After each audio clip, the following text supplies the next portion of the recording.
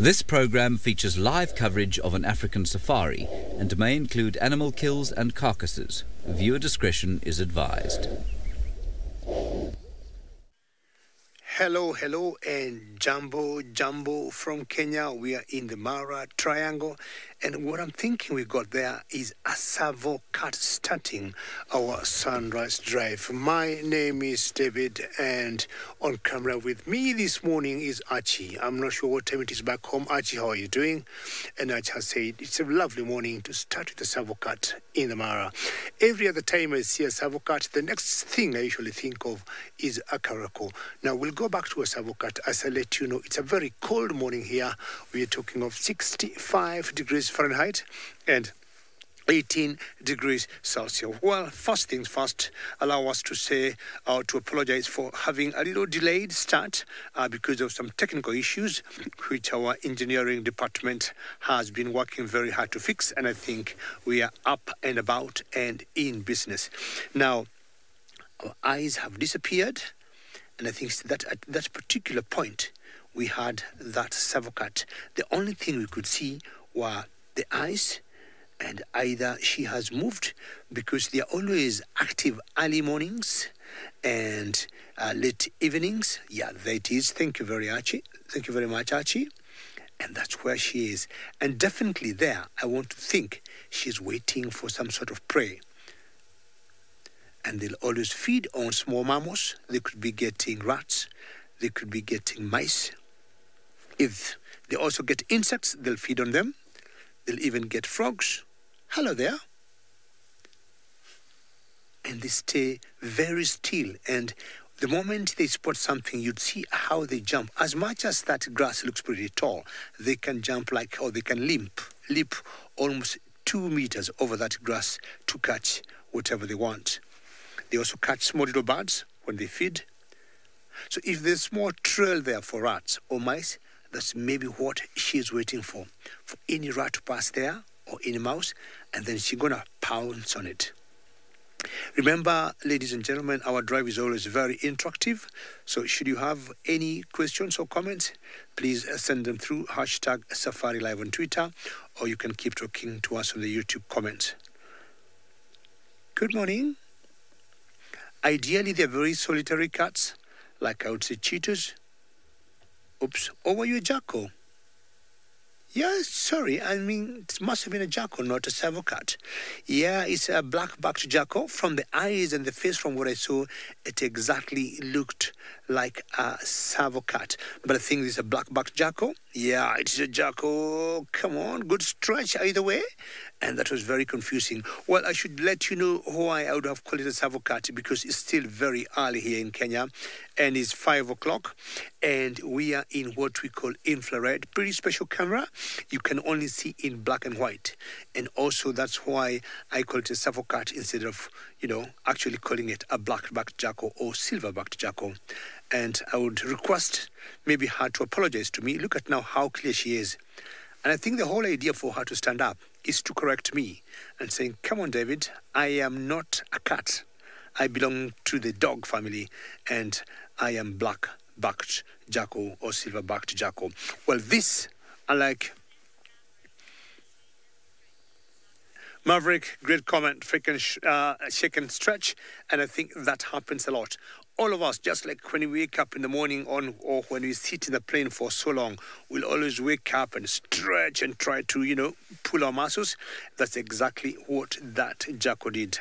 I think, she just rose up just to correct me. Either she had me calling her a Savo cat, like, you know what, I don't look like one, and we're in two different families. Savo cats are not jackals, and jackals are not Savo cats. And I earlier said, Savo cats being solitary, but jackals are not solitary. The jackals in general go into the males and females. And I think that will just justify the season we are getting into, that we are talking of Valentine maybe tomorrow or so. And all of you, I'd wish all of you a happy Valentine's Eve. So jackals go into a male and a female. So what are my plans today? I am already in the Sausage Republic. And what what I want to do is to look for those cuts. This is our third day straight. We haven't seen the sausage pride, and hopefully I'll be lucky today. Well, I'm not the only one out this morning, and my friend Ali in Juma in South Africa would also like to say jumbo jumbo to all of you.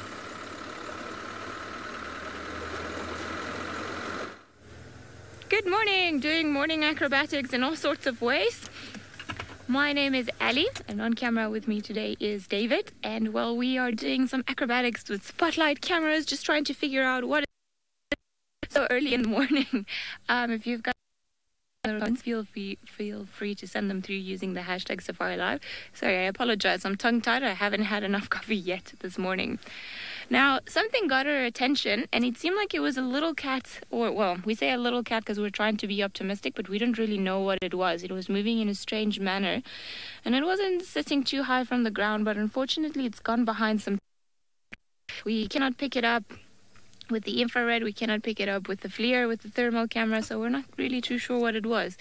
There is a good chance that we're just being optimistic and it's actually a duiker or a small antelope, so we're not going to go in there and then disturb it because we didn't manage to get a good look of it, but hopefully we'll be able to see some other things.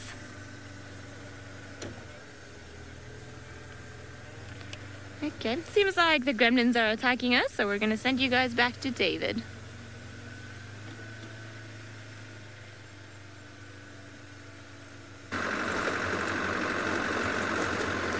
Well, Ali, don't give up. It happens once in a while. We have always seen things which turn out not to be things. We have always seen what we call ALTs, animal-looking trees, and we think there's an animal. It turns out to be a rock. Well, I have my spotlight on. As I said earlier, it's still very dark here. It's shortly, I would say after 5 o'clock. And there's something I have not done for quite some time. I have not been able to use my green massage car, but now I have it on. So I have been out most of the afternoons and not the mornings, and the afternoons have been very hot. And I have really missed my green massage car that I have on today. Well, as I was saying earlier, I want today to find out the sausage tree pride. And the composition of that pride is 5 females, and of the 5, 4 got cubs. Now, I haven't understood why the 5th one doesn't have cubs and is not pregnant. Of course, you can know if she has not mated and if she is not pregnant, there's no way she's going to have cubs. But I'm trying to ask myself what could be happening out of 5, 4 mated, conceived, and have given birth. But 1 has not mated, is not pregnant, and of course has no cubs. Now, I would want to say this, with the Valentine coming, and maybe tomorrow, we'd want to see some love in the air. White males on Donyo Pike. I think either one of them or both of those 2 males were seen yesterday. And I would, want to give them some kind of pressure, see them mating. So may I apologize on this, the breakup. I had a technical hitch, and I'm sure at one point I disappeared, and hopefully I am back. We'll always have gremlins fighting us, but again, as we have said, we usually come out. Spotlight, our whole idea is to keep shining it left, right, right, left, to look for any eyes, just like what I saw with that savocat, which has turned out to be a jackal. And hopefully in this tall grass, I'll be able to see some other eyes looking at me. And today I'm saying I want to see off their sausages. So this is going to be our 3rd straight day without seeing them. They are there, they have not gone to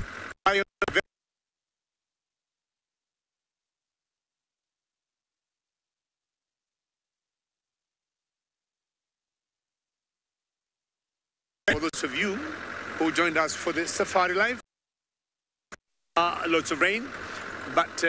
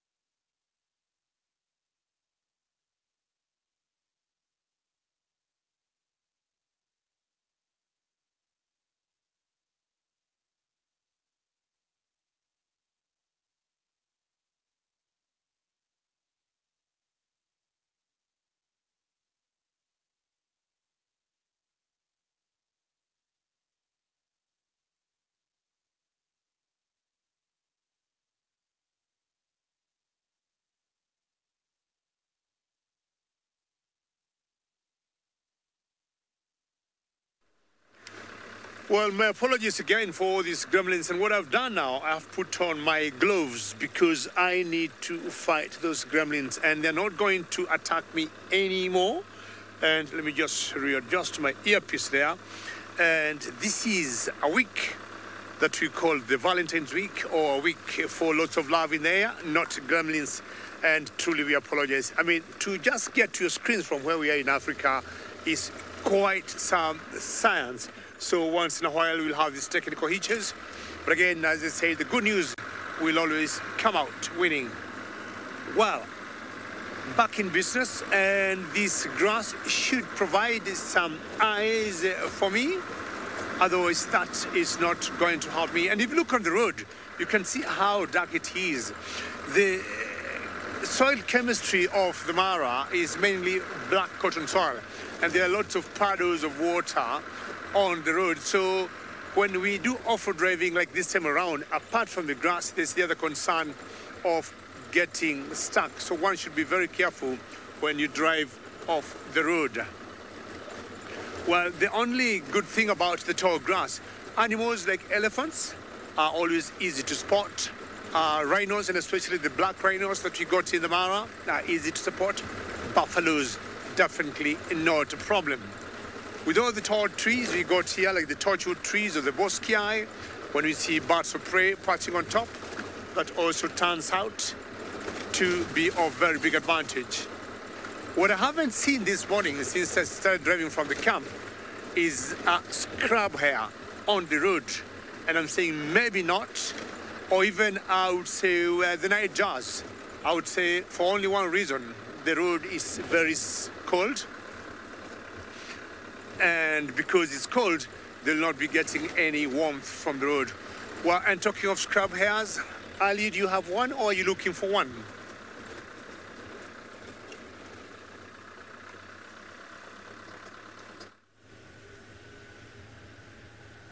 Not really. We don't have a scrubby. We haven't seen one for a while, which is actually quite unusual.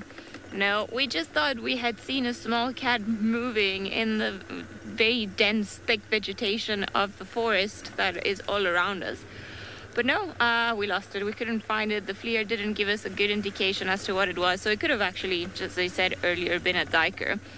So, I don't know. Let's go to the water. Maybe we'll find something there. We are looking for smaller cats. David and I can feel, you know, maybe caracal, serval, African wildcat. Well, that's what I feel. David feels like an aardvark. So any of those options would actually be wonderful. So keeping an eye out for any bright pair of eyes that we might spot in the distance, and who knows what else. And then of course I'm gonna head down and then check on the, what's the name of that animal? On the lions that we're seen at Baboon Pan yesterday, which is one of the pans that it's pretty much on the boundary, but technically on another property. So we're gonna try and see if we can find them there. I am assuming that if they were as hot as they were yesterday and still as fat, there's a good chance that they didn't go too. I mean, I said the same of Tlalama yesterday and she eluded me all afternoon. James was actually making fun of me at one point when we got back from drive, and he was asking me, so how many times did you drive Hyena Road? Indigo girl, bush baby. I can settle for bush baby. Yes, we're also looking for them because it's a lot of fun to watch jumping from tree to tree. Maybe we should be picky and ask, instead of for a lesser bush baby, for a thick-tailed bush baby, which is about, I'm gonna say 10 times the size of a bush baby, and I've never seen them around here. So that would also be a win. Chameleon would be quite cool to see in the FLIR. Have you guys ever seen a chameleon in the FLIR? It'll be interesting to see how it...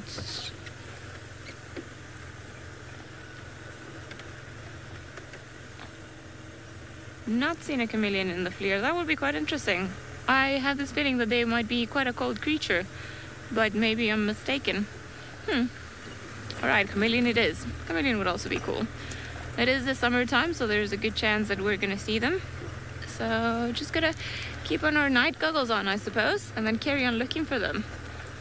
Now, Tingana would also be nice. I mean, he was around last time, so you can always hope. Osana, if he were to come back, that would be prize number 1, actually, now that I think about it. But oh well, we'll see. Never know what's around. Let's see what's actually lurking in the water this evening, if there's anything around here. Seems to be a little bit empty. Just a pair of geese that we're not going to shine the light on. Not too much here. We're going to bypass the dam, but in the meantime, we're going to send you guys to Tristan and find out what he's doing this morning.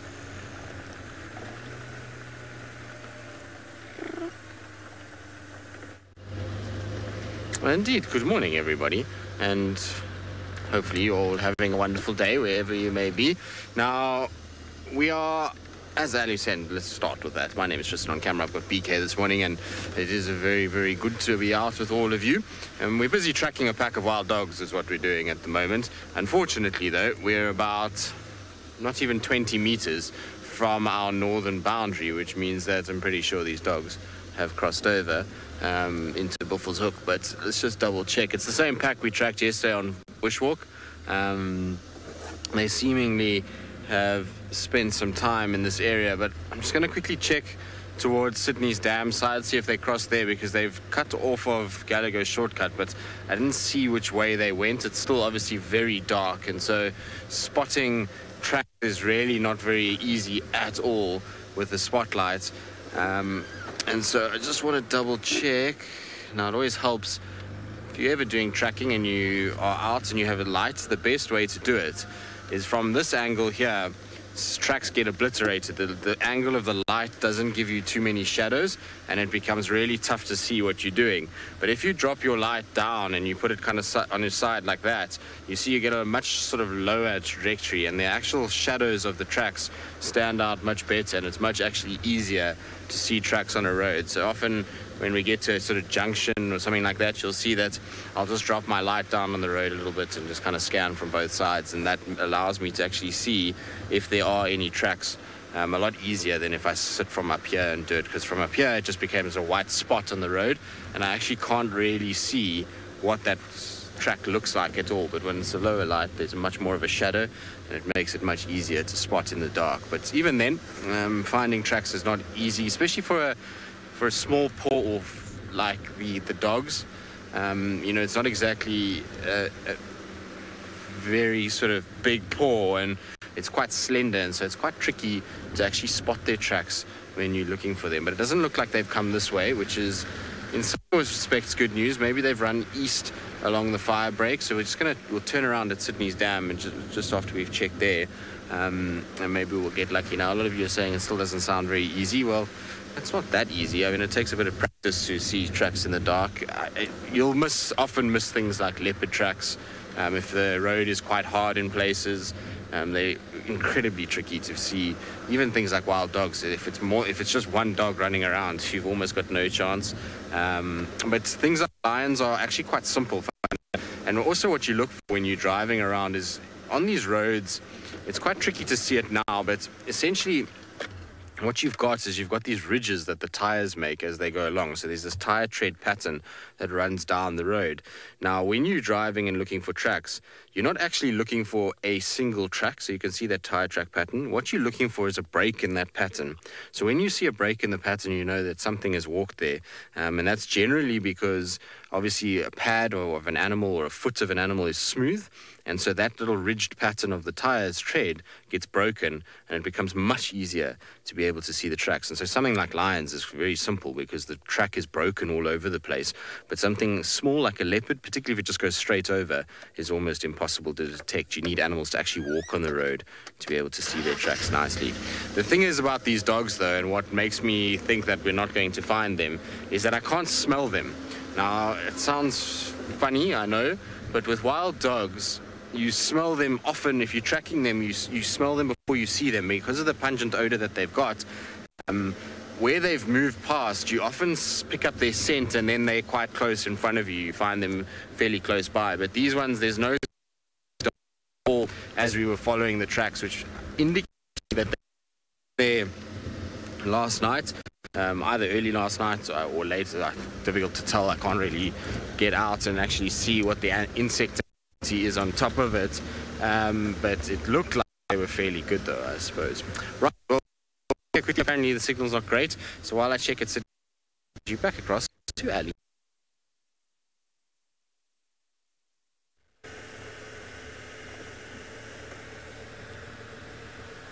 Well, it seems, and we've heard this from now apparently the Cubs, and the Cubs being Steve and Seb, that the gremlins have actually hijacked the drone and they're having a romantic flight over quarantine.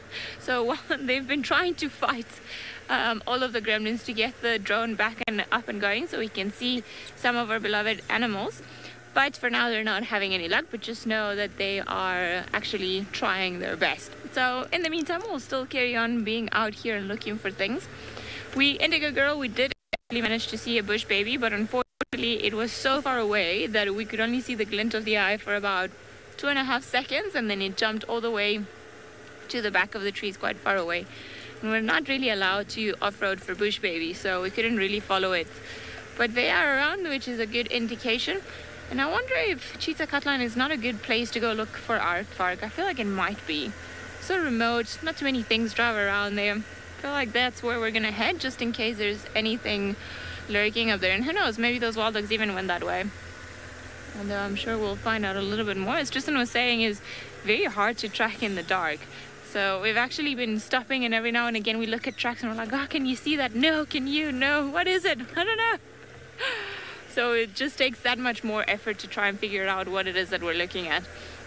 Or who's been walking here. Okay, we're heading into the direction, or to Baboon Pan, where the lions were last seen yesterday. So I'm going to drive a little bit slower, see if maybe I managed to get some tracks around here that will tell us where the lions have gone. I don't know if that was a lion track. I don't think it was.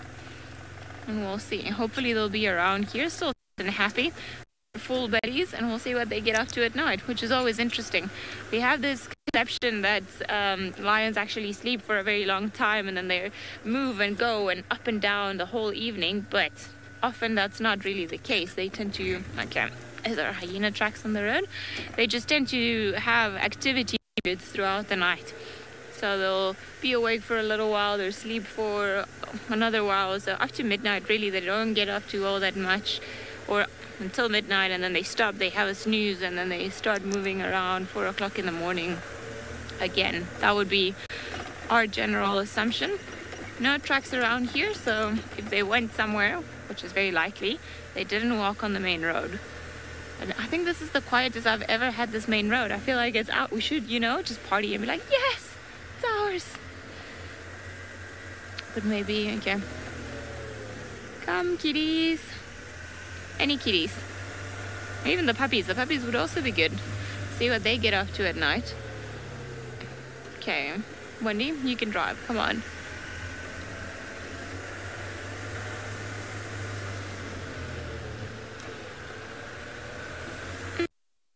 David is looking at some trees, and I wonder what it is that he's got all the way there.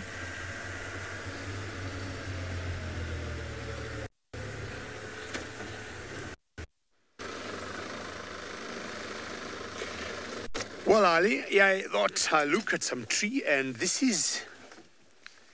My apologies, actually, we've got so many flies there that you see on the screen.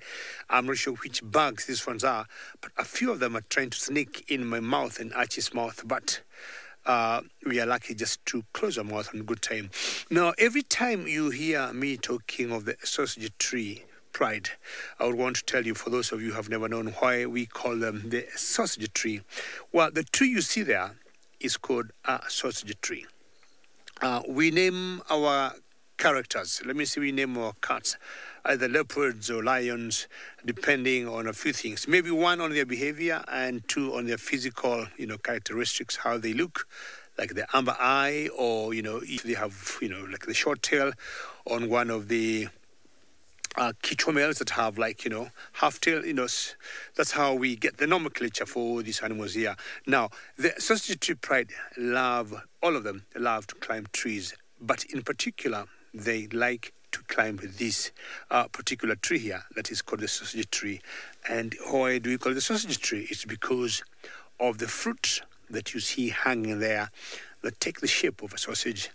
I was telling Archie, I don't remember the last time when I came to look at this tree in daylight and see how, in darkness rather, and see how these trees would look like. I've always come here, during the day when we are in color. Of course, like any other tree, the leaves are green, and those fruit that you see hanging there are grayish in color. Well, we locally use these trees, in our villages, and apart from the solitary lions, climbing them, we got, animals like elephants and giraffes and baboons that feed on them. On a closer look to this fruit, they are not of much nutritional value. But Connie, how are you today? And you'd like to know whether they're edible. Connie, I will just come into that. So apart from elephants and giraffes and baboons, I've seen them eating them. Yes, they are edible because ellies will eat them. Giraffes, Connie, will eat them. Baboons will eat them. Connie, back in the villages, we do not eat them. But what we do once they ripen, you see that stalk? That stalk could hold maybe 4, 5 of those fruit. But I can tell you, Connie, that fruit could be anything like 500, about 1 kilogram, almost 2.2 pounds. If it falls on your head, it could be pretty bad. It can give you a small a bump on your head. But back in our villages, we use them to make some local wine. So once they ripen, like that's one stalk has only one fruit. Once they ripen, they detach themselves from the stalk, and they fall on the ground. So we remove the husk, and what is inside is something spongy. And while we were small little boys in the villages, we could use that sponge just to scrub ourselves, in the lakes or in the rivers. But we'll always get some water in a gourd, and in that water we put in some sugar, and we put in some honey for like 2 days and put it close to fire. On the third day, we pick that fruit after removing the husk, as I said, and we put it inside just to ferment that wine. And I can tell you, we get some wonderful wine. When you have any celebrations, big days, in the villages there, we use that wine. It's very sacred wine. And the local name for it, Connie, I think you can say after me, you can say Moratina. Connie, I think you can say that, Moratina. That's the local name for it. And it's just lovely. Laramo, you'd like to know how big they are compared to my size. Now, I hope you're looking and all. It's very good to hear your name, Laramo. And now, that's my arm. Forget about my gloves. My gloves were meant to fight the gremlins that we have been having, Laramo. There. To here, that is the size of a sausage fruit. That's the size of a sausage fruit. And certain ones could move from here almost to there. And in terms of thickness, is that you see there. See that, Momo? That's the thickness. And they are big and they're heavy. So many times you have gone out, if you go back to the same tree, we have gone out to have some picnics, when you're out on a drive, that's way back. And like now, and it would sit under or, in the shade of that tree, and accidentally, should one of them ripen and fall down, and as I said, it gets into your head, it's like a small little boulder, and we have now learned to avoid just sitting right under those fruit. Very good. Now, we need to move on, and I'm sure we all know why we call this particular Pride of Lions that I love, the sausage tree. Thank you very much, Archie. Very good camera work. And I think Ali could be having her first animal for this morning, maybe. If anyone wants to get hit in the head by anything, definitely not a sausage tree fruit. Not too much life around at this time of the morning. It seems like just this beautiful impala are here, and they're out and about. They're, funny enough, very close to where the lions were last seen yesterday, and we couldn't see any tracks or anything, so we think that the lions might have gone. But what is interesting is not only to see them on the IR, this is why, or the infrared, this is why you're seeing them in a dark, not dark, black and white way, but it's to see them in the FLIR, in the thermal camera, because then you can pick up the different heat patterns, and then you'll see how the animal is hot when compared to with their environment. Which is pretty cool, isn't it? Now, I wonder, there was a very interesting study that I was reading not too long ago about desert animals and how they actually regulate their body temperature according to the environment that they live in. So, of course, in the desert, it gets much, much hotter than in some other places. So, it seems like it was only recently that they managed to actually prove that the animals or some species of antelope, like the oryx, what they do during the day is that they'll absorb some of the heat of the day, or some of the heat, rather than start trying to pant or cool themselves down, and then they'll release that at night, slowly but surely. So they did this by measuring the different body temperature in the different conditions at different times of the day. So I think it would be very interesting if we could ever do this in the desert, just to see, or if we could actually determine or see if the temperature of the animal's body changes from one season to the next. It would be quite something, because I would imagine the hotter the animal gets, the brighter orange and red it's going to get, and then the cooler it is, well, then the less red and orange it's going to be. I think this poor guy is also half asleep. He hasn't moved 1 inch. Do you want some of my coffee? I've got enough. Maybe not. I think we're going to leave them and carry on so that he can go back to sleep. Yep, we were talking about you. All right. Alrighty, Mr. Impala, we are going to leave you so that you don't run into any lions or leopards around. As you guys could notice, we didn't have any lights on the Impala, so we don't actively shine our spotlight to them. We just use the infrared light, well, that I cannot even see and the animals cannot see with their eyes, so they don't really know the light. Which is good, because then that means we don't interfere. Now, I do use the spotlight to try and find things, because otherwise with our, I'm going to use the word incompetent eyesight or human sight, we might not be able to see as much. No, where's some eyes on the other side of the dam? So I just want to quickly see if perhaps, because there are a lot of things that, oh no, it's more Impala on the other side, so we're not going to bother those guys. Seems like everyone's come down here, so the lions must be gone if everyone's just chilling close to the water and so close to where the lions were yesterday, which is not a good indication for us. Nope. Going to carry on looking down here, see what we can find, but in the meantime, let's send you guys across to Tristan and find out how his dog tracking is going. There's something. Well, we're still trying to figure out exactly where they've gone. There's, as per normal with wild dogs, there's tracks absolutely everywhere. So all along the fire break, down Aubrey's, and then even on Gallego Shortcut. But now I'm trying to figure out on Gallego Shortcut which way they go. So there the tracks are on the left-hand side by the looks of things. That could be some more of theirs. They kind of run up the road, but it's tricky to kind of see them.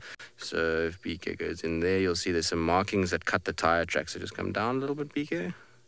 There we go. So there's what we're looking for. I think those are them.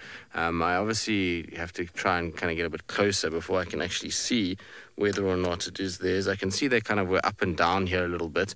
The thing is the terrain on both sides of us is incredibly thick. It really isn't conducive to being able to spot a wild dog in this light particularly. Unless I catch their eye shine, I'm not going to see anything in this. The likelihood also of these dogs still being here is not very good, if I'm honest.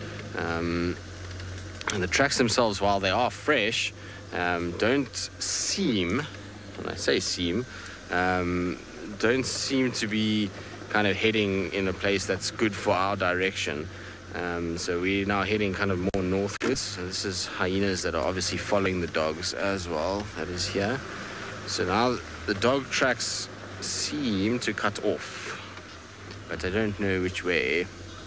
All right, let's go back towards Aubrey's, because there was lots of tracks there. I did do a loop on the fire break round onto the other side of this block, and I didn't find anything coming out.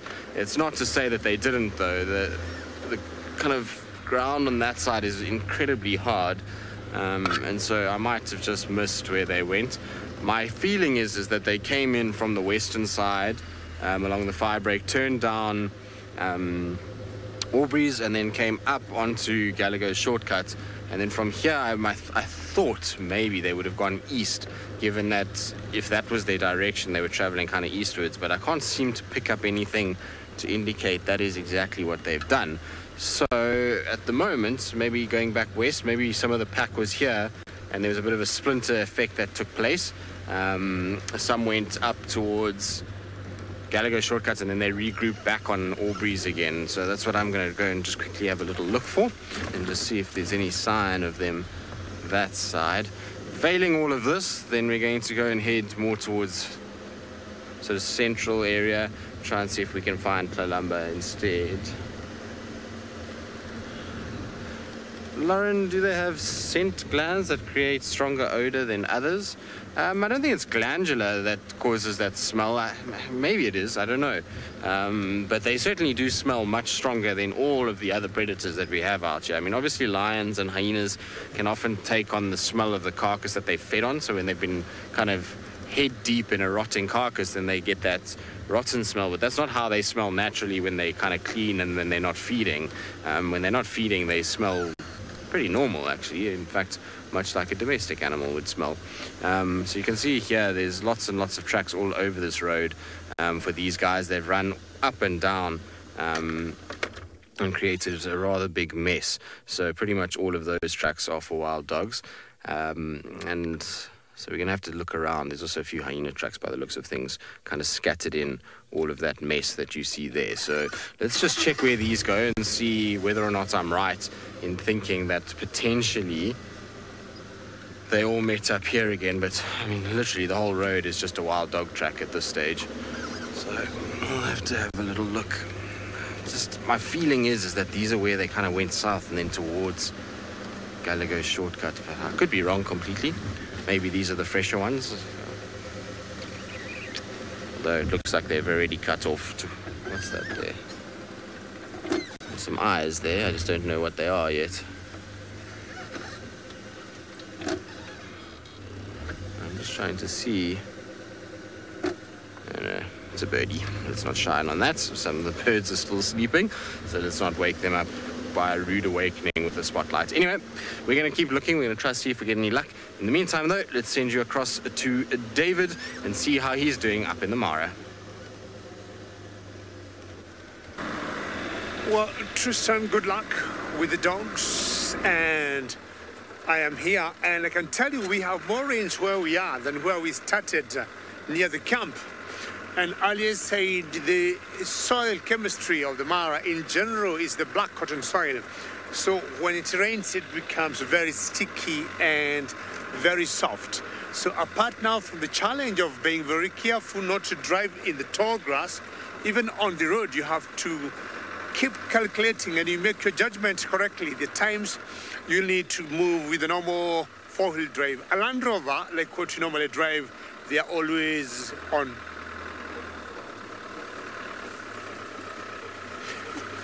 And you whoops, there we are. Hopefully you don't get stuck. Well, I would say trucking is a lot easier in South Africa than it is here in the Mara, because the soil is very different.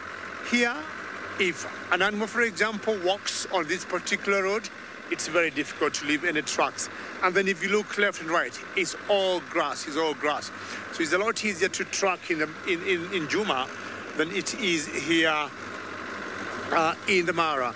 Anyhow, hopefully I will be able to see some eyes shining at one point and be able to catch our sausages that we have not seen for quite some time.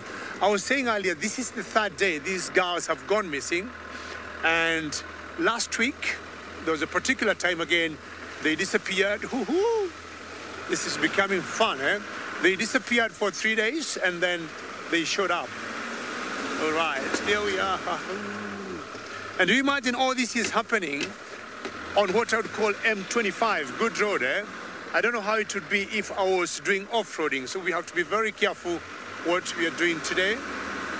So sometimes I have to be a bit fast in certain areas, just making sure we don't get very stuck. So saying earlier, a Land Rover is always on four-wheel drive, what we call high four. So you have to make a quick decision on when to put.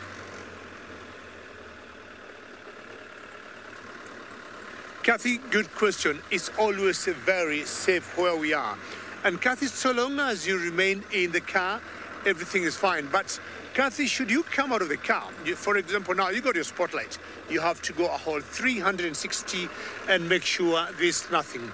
And then if need be, for example, you'd want to come out and stretch, or you'd want to come out and maybe have a little wee break. What we usually do is to come out and do a little clap like that. And if there'll be anything lying in the grass here, it will definitely move away. Archie, maybe are you able to put your camera right there? I'm not sure I saw any eyes or I saw my own things. There's a small little movement there. There's maybe not much. So Archie thinks there's nothing. We just need to keep going. Anyhow, yeah, it becomes very safe unless you see something that will be by accident. I see some eyes from a distance. I just have to turn the car and maybe look carefully what I can see, because we normally use the spotlights, and when we see something, we'll then always switch off the spotlights and get a little closer to find out what it is. It's quite a distance, but I can see some 3-4 eyes, so we'll just go there closely and find out what eyes they could be. They could be some kind of herbivores. They could be some kind of antelopes, who knows? Or maybe my sausages, they're quite a distance. So what I just see from the grass are just some eyes, and there's no harm getting close and find out who they are. All righty. We have just to drive slowly and carefully. Here the grass is not quite high, so it's just fine, because you can easily see where you are going and what you're driving through.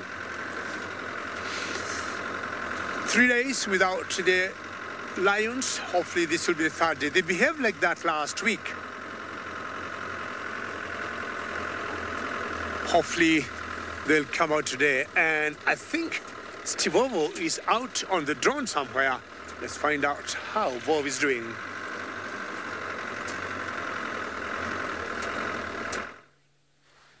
Good morning, everybody. We had some technical issues trying to get the drone up in the sky, but it is up in the sky now, and we are looking for Tlalamba and now trying to give Tristan a hand with those wild dogs. My name is Stephen. The legs you can see in front of me is Sebastian. He is the drone pilot, and well, this is the screen, and the drone you can probably see. Interesting pink and orange map. And we're looking for hotspots which are very, very white in color. And then when you find a hotspot, you generally need to fly about 180 degrees around it to get a sort of shape and sign. You can probably see there on the left middle, there's something very hot there. Now, if Seb drives or flies around that slightly, you'll notice the shape of it. It might change, it might not, but being that size, it's almost sort of rounded at the top, you can 100% confirm that that is a termite mound. You can see how the heat of the termite mound, even at this stage of the morning, is generating enormous amounts of heat. And even the trees are reflecting a lot of heat, probably very heavy woods. It's hard to say why trees are still very hot at this time of the day. But then we don't really understand it all very well, do we, Seb? The ground, quite yellow. Where it's cooler is generally a little bit sort of pinker in colour. But there you can see the tree canopy there is now completely covered that termite mound. And there, it does look like it's on fire, Joy. It does indeed look like it's on fire. Unfortunately, this time of year, the termite mounds are giving off so much heat, it's very easy to mistake them for something. But the shape is very, very big. When you do find a larger animal, it helps to give you a bit of a perspective of what size you're looking for. We had a giraffe not so long ago, and that made a really good sort of scale from the height of the drone. But anyway, Ali is out as well. She's looking for lions in the south. Let's jump back over to her vehicle.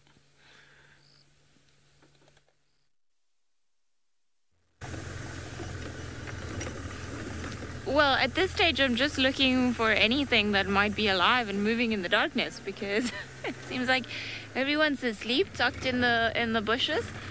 I wouldn't be surprised that a lot of the animals are actually enjoying the change in temperature, and then they've just tucked themselves in nicely amongst some shrubs or some vegetation, because it's far chillier this morning than what it was last night. Apparently, we're in due for some rain at some point, so we'll see if that actually happens. According to my weather app, which has a 50% chance of being wrong, there would have been rain this morning, so definitely wrong. Nothing around here, but I am hoping pangolin. This would be a good road for a pangolin. Like nice long grass, I'm sure lots of termites to eat.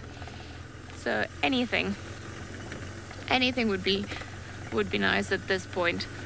Other than impala, and a very very far away little owlet, we think, with a Jason. There are quite a few insects around, not too many that are coming onto us, I must say, but there are a few moths that we've seen fluttering around, but that's pretty much as far as I've seen. I haven't even seen a spider yet. So I can tell you though that there were a lot of mosquitoes last night. I don't know what happened yesterday. I think it's just the onset of rain, and when we're about to have a downpour, that all the creatures become a little bit crazier. So I think that might have been what happened yesterday. But they weren't actually too bad. I thought they were going to be worse than what they were. Okay, come on, pangolin, you and your little scales, reveal yourself. I mean, no tracks were around here, so maybe the lions actually carried on walking into Little Gower. It could have been that they walked through to Huffman's and then they went on to those areas. They have been time down there, and it's almost like they've, as the Birmingham's pushed down, then they also pushed down a little. It is actually, Christine, you're right. It's World Pangolin Day, I think the 22nd of Feb, or the 16th of Feb. One of those 2 days.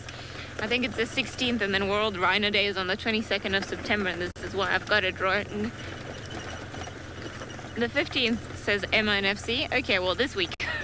At least we've got that down. But yeah, it would be lovely to see a pangolin. I mean, it would be high on the list for pretty much anyone. So let's carry on looking. Maybe we'll see tiny little scales moving somewhere.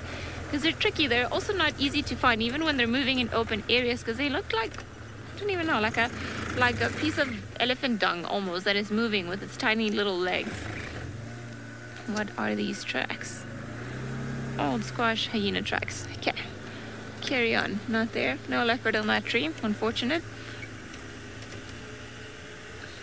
I wonder sometimes, like, we always assume that the bush is alive at night and that creatures are moving and doing and going up and down, but you know, as you can see now, most of them are sleeping. So I don't know how much of this story that animals are nocturnal is actually true. The 16th is World Pangolin Day. Brownie points for me for remembering. Second attempt. It is not even 5 o'clock in the morning, so I apologize for having gotten it wrong. And it would be nice to see a pangolin, but I mean, one can only hope. It'll be tricky. They do have a reputation for a reason, and then in some areas like the desert and some reserves like perhaps Swallow in the Kalahari, they are a little bit easier to spot in the winter time because it's so cold during the day. Then they tend to be mobile and then start moving around. Hello, little scrub here, until a little bit later on. It's almost like the Easter Bunny. Run! I can stop here if we want to have a look. It does look very funny with its little ears running around. So scrub hares, at least, you know, they're the friendliest ones. It's pretty much the only animal that we've seen. Why do they always run along the road? Well, it's easier for them to see anything coming around. So animals like lions and leopards will use our roads often just because it's easier. There are less things in their way. They can see further away, and it's just the path of least resistance, which is actually a scientific term. Apparently there have been studies about how, I'm not going to use the word lazy, I'm going to say clever, energy saving animals are, and they always tend to use, especially coming to and from water, they use certain paths, or the paths that will offer them the least resistance from going from wherever it is that they are to, oh, you're back. I thought you had left. Okay, little scrubby, you're going the wrong way. It's just, okay, I think it's run away from the road already, so we're gonna carry on. Let's see. Yeah, probably doesn't like the spotlight, but she's gone away, so went onto the side of the road and then went back into the side of the road, so interesting, who knows. Alrighty, pangolin, porcupine, chameleon, bush baby, any life. I have a feeling this might be, oh, thanks Wendy for turning your lights on by yourself.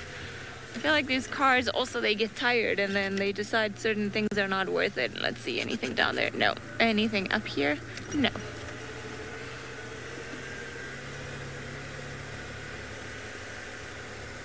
Pumas, some roads have been created as an afterthought because they are indeed game paths or permanent game paths in certain areas that would indicate that animals tend to use them. So you've got a better chance of spotting animals if you travel on those roads. But some of them have just been put in a way to try and... I don't even know who started the first roads. Normally boundary roads are the first ones to be established, so you know where you can drive or where you can't drive away from, and then everything in between, it's just a bit of a mystery. Some people, you just try to do almost like intersections or transects so that you cover as much area as possible with the roads, without, in that way you can, how can I put this, you can travel from one to the next. If something is in between the block or in between two roads, then you have a good chance of the block not being too big. In theory, this is what should happen. The block shouldn't be too big so that you can see it. Got a bunch of impala on the sides. Gonna switch off, sorry. If I switch off this light, I'm not gonna be able to see the road. Sorry guys. Hi.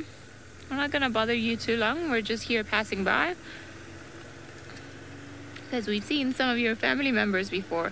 I must say, now that we've switched off the lights, it does seem like, as David was saying, there's less darkness.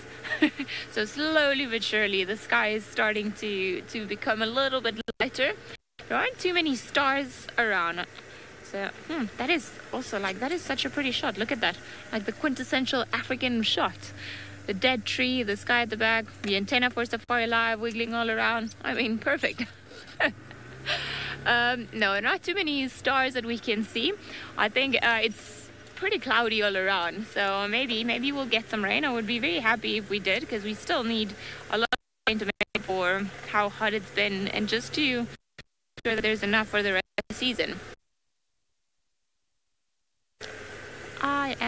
I have a thing crawling on me, so I'm gonna try and figure out what that is, but I'll send you guys over to David.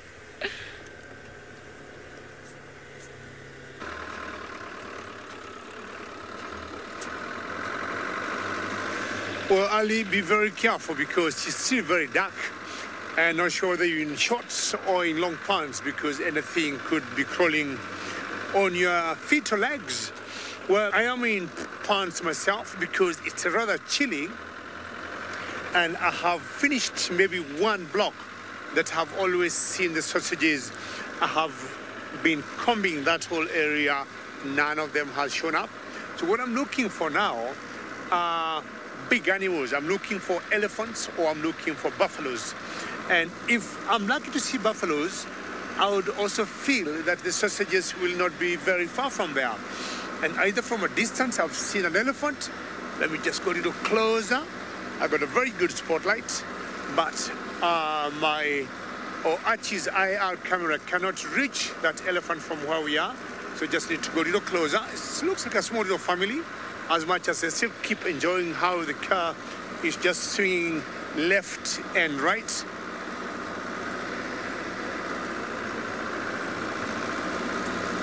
Angie, very good question you are asking about the stars. My only challenge now, Angie, you see we have a roof there on top of this car. It's very difficult for Archie to swing his camera to the stars. But we have set a bright sky and lots of stars, Angie. So if we are going to get one very good angle, we're going to be showing you those stars. Now, Archie, let's see whether we can get close to these Ellies here and say good morning to them. So Angie, keep an eye. Once we get a very good angle, I'm talking of an angle where I can tilt my car this way, Archie will be able to shoot his camera all the way to the sky and see whether we can see some stars. Now we got some Ellies coming up, a small little family of about 3, 4, 5, and they got, I can smell them. Apparently when it rains, I'm not sure why, you can pick elephants just from smell, even without seeing them. So I'm not sure they're coming in our direction. Let me stop here and see if they're going to be coming this way. Archie, tell me, how does that look? You got a small little family of ostriches here. And I'm sure they might be coming to say good morning to us. There they are. Hello, Ellis. I've counted 3 fully grown adults and 2 calves. And how nice to see Ellis in black and white. And of course, remember, you may wonder why they look that way. It's because still pretty dark here where we are in Kenya, in the Mara Triangle. So we are using an infrared camera. It got some invisible light to these animals. As much as they can see us, they can smell us, they can hear us. But what happens is we do not interfere with their behavior. They'll keep feeding. They'll keep doing what they want to do without us getting on their way. And how cool is that? In the background, I can hear some frogs, some cicadas, being still very early in the morning. And those are some of the frogs before they retire for the night. And come daybreak, all of them will be out off the stage. Now, what I want to do is to give you a little different angle so they can see this Ellis differently or a little closer. They look quite chilled, and because they're chilled, it shows they are not really concerned by our presence. So let me just go a little closer, because I've seen some calves that we don't see very well because of the distance. And once you warm up with the animals, then you can always go a little closer and see them much better.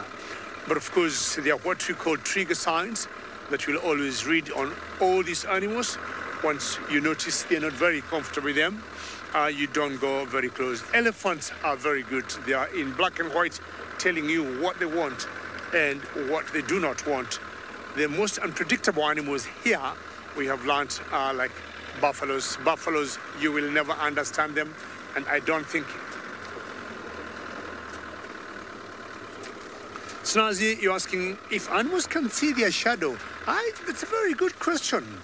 Let me think about it. I have no idea. But even if they can't see their shadow, they can see shadows, I'm saying, of trees and maybe of other animals. But of their own, I don't know whether I would say I have no idea whether they can do that, Snazzy. But that's a very good question I would want to think of. We have come pretty close to them now.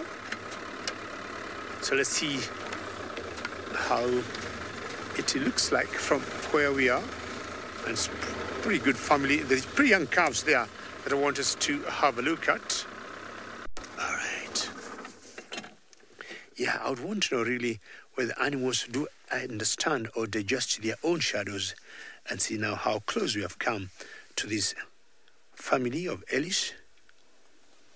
And as much as we're in black and white, now when it rains here and they go through any swamp, or when they go, drinking in a little spring or so, and they decide to mud wallow, they even become more darker than usual. So if you look carefully there are some 2 or 3 calves in the midst, or the 3-4 fully grown adults. I'll be talking to Tristan later, and Steve and Alien, find out if the animals see their own shadow and wonder, what is this that looks, dark. But what I would want to believe, Snazzy, is I'm sure they see shadows of maybe other animals. And of course, when you see them going to rest in the shades of trees, I'm sure they can tell a shadow of a tree. It has been raining so heavily, you can tell. See, that one's trying to put her trunk up. Ideally, it's trying to digest maybe who we are. But I'm saying it has rained so heavily that their tusks now look very clean. And you can see the one on the left of your screen that just turned away, how white those tusks are. David, how are you today? And always a pleasure to hear someone that we share a name with. And yes, elephants are such cool animals, David. And definitely, they are my favorite animals. Talking of the big animals, I could rest with an elephant for about an hour, even 1 or 2 hours, because I've said many times, unlike all the other animals, rhinos, cheetahs, leopards, lions, you'll see them doing 1 or 2 things, and then boom, sometimes they go flat. Just look at that one there, David. She'll pause, maybe listen to us, and the next thing, she's back into her business feeding. A lion will go flat for 3 hours, Time to have a poo break. You see that one there, David? Yeah, tail up. there's always some kind of action with an elephant, whatever it is doing, quickly, slowly, there's always some activity that are involved with these largest mammals on land. Now, are you staying in a line for anything? I'll want you to keep your calves there. If it's nice time to start suckling them, do that. It's getting slightly bit lighter here, which will give me good chances of spotting the lions. I leave you there, but I'm sure Tristan is still on the search of the dogs.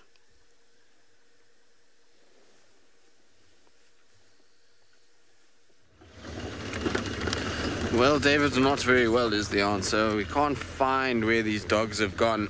I checked all the way along Buffalo's cut line. Can't find any tracks for them there. And so, seemingly, they must be inside Juma, but where, I'm not sure. Maybe in the block where we lost the tracks. Maybe they're just lying down there. I don't know. It's just, I can't find any tracks anywhere around that block. And so we've asked Steve and Seb to have a look with the drone quickly around that area. Maybe they can spot something from the air that I can't see, but I'm surprised that we haven't picked up their tracks. It was so close to the boundary. I was almost sure I was going to get them crossing over into Buffalo's Hook, but maybe I've missed them. It's dark, so it's possible. Patrick, for the most part, they don't meander. They generally move pretty kind of purposefully. I suppose every now and then you'll find that they'll wander a little bit and they'll kind of get up and they'll amble along a road for a bit and then flop back down. And it's generally when they kind of during the day when they're sort of taking it a little bit more easy. And if they're very, very full, then they obviously don't run around everywhere chasing things. No long walks on the beach for wild dogs, no, Emma. It just doesn't exist. It's more like stick, chaos, water, sand, roll, run, that kind of dog. And so they have a good time, I suppose, in life, but very seldom do you find them just kind of wandering about slowly. Generally everything with them when they're moving is about sort of chaos, really. I can't even count how many times I've had a sighting of a wild dog doing very little. I think it would probably be once or twice where they were just kind of walking down the road the entire time. Generally they walk for about 100 meters and then they start trotting and then they kind of running in this direction, running in that direction, and then they lie down for a bit and then they trot. And so, it's very seldom that they just meander about here with no real purpose at all. What's been interesting this morning is, I've covered a fair amount of distance. I've driven quite far this morning, and we have seen very little in the way of anything, really. There's been the odd scrub hare here and there, but very few impalas, very few duikers, which is strange. Normally when we do these early mornings, we come across quite a few antelope that are lying down and just settled. But maybe with the presence of the dogs, it's just kind of scattered everything. And so there's not as much kind of going on. Just want to check behind me quickly. No, that's just a little stump in the grass. So the thing is at night is, most of the time obviously you're looking for eye shine, but sometimes you won't actually get eye shine. Sometimes you'll just get a sort of round tummy, particularly in the case of lions. You just sometimes just see their tummy and that's it, but that was not a lion, that was just a stump. So you can't always rely on seeing things just with their eyes shining back at you. You've got to sometimes try and make out a shape as well, especially if something's facing away. You're going to get no eye shine whatsoever. You're going to just get ears and back of head, really, which makes life a little bit more tricky. And it's got to be within the actual spotlight range, otherwise you've got no chance whatsoever. Also, what's been surprising this morning is no chameleons whatsoever, no genets, no bush babies. Quiet this morning. It's a lot quieter than normal. In terms of a night drive. Like obviously we don't get a lot of those species on camera, but we see them quite regularly. You kind of just get fleeting glimpses of them coming down the branch and going. In the case of genets or when bush babies bouncing away from you, it's not always the case that we kind of don't see them. But so this morning has been excessively quiet on my end. It seems like for everybody. It's not like Ali and David are setting the world on fire with amazing amounts of action at this stage, but now I'm going to just go and check Gallagher Pan in a once-off chance that maybe these wild dogs are at Gallagher Pan. In the meantime, though, I'm going to send you across to Ali, who's, well, probably doing much like what I am, and is struggling probably just as much in terms of finding something this morning. Well, we had a similar thought. We're slowly trying to make our way towards Buffelshoek Dam. See if perhaps something's popped out around here. Maybe Kalamba, maybe something. Any life would be nice, and we're still looking for chameleons, and so far no luck. There's been nothing around here, so I don't know. I wonder what's going on. Maybe the animals know something that we don't, and they're all making fun at us for driving around. On the plus side, though, it seems like the sun is starting to finally come through, or, well, I wouldn't say the sun, but at least some light. Painted wolf, I didn't find what was crawling on me, but I have a suspicion it might have been a tiny spider just by the way it felt on my legs. So perhaps even a few of them. So I just made sure that I sort of shake them off. So hopefully that was that. I mean, I've had, as you guys know, other things crawling on me at night. So now I'm a little bit careful when I start shaking things off, just in case they can sting me or bite me or any of the case. But it was quite uneventful this time. I think what might have happened is that, not realizing it, we must have driven through a spider web or something along those lines and then picked up a passenger on the road. So I cannot feel it anymore on me, so hopefully it's either on Wendy or it's went on back to its natural habitat. Nothing around here. I'm surprised that no chameleons. I mean, it's mosquito central, guys. You guys can eat so much. Maybe that's happening. Too much from eating the mosquitoes, and then they're hiding away. Giraffe girl, I honestly don't think there is any life out there. We are trying, we are looking, but I don't know what's happening. Seems like today everyone's having a sleep, and maybe yesterday was too hot, too exciting of a day for everyone, and then today is just a day off. Apparently so. Not too many things out and about. It's also a little bit hard at this time of the year because it is quite thick, the vegetation all around us, so that also makes it a little bit more difficult for us. Sorry, Emma, can you repeat that question one more time?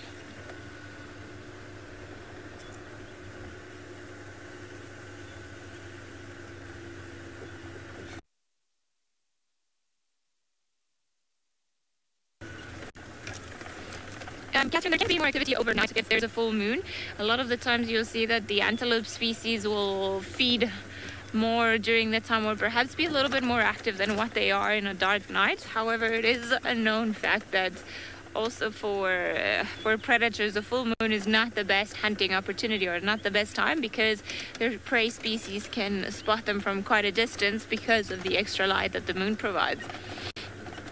So that plays that in there. No, I thought there was something on that tree, but I was wrong.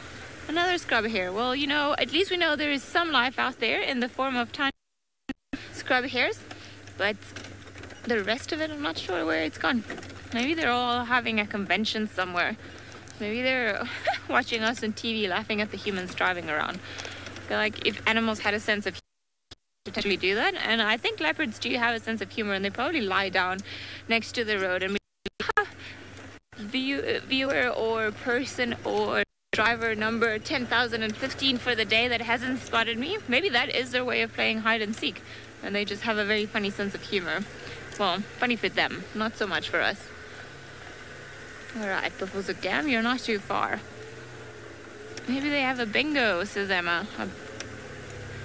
I mean, maybe they can play, you know, human bingo and be like, you know, green with B, or I don't even remember how to play bingo. That is very sad. I've just realized I haven't played bingo in ages. Okay, Buffelshoek Dam.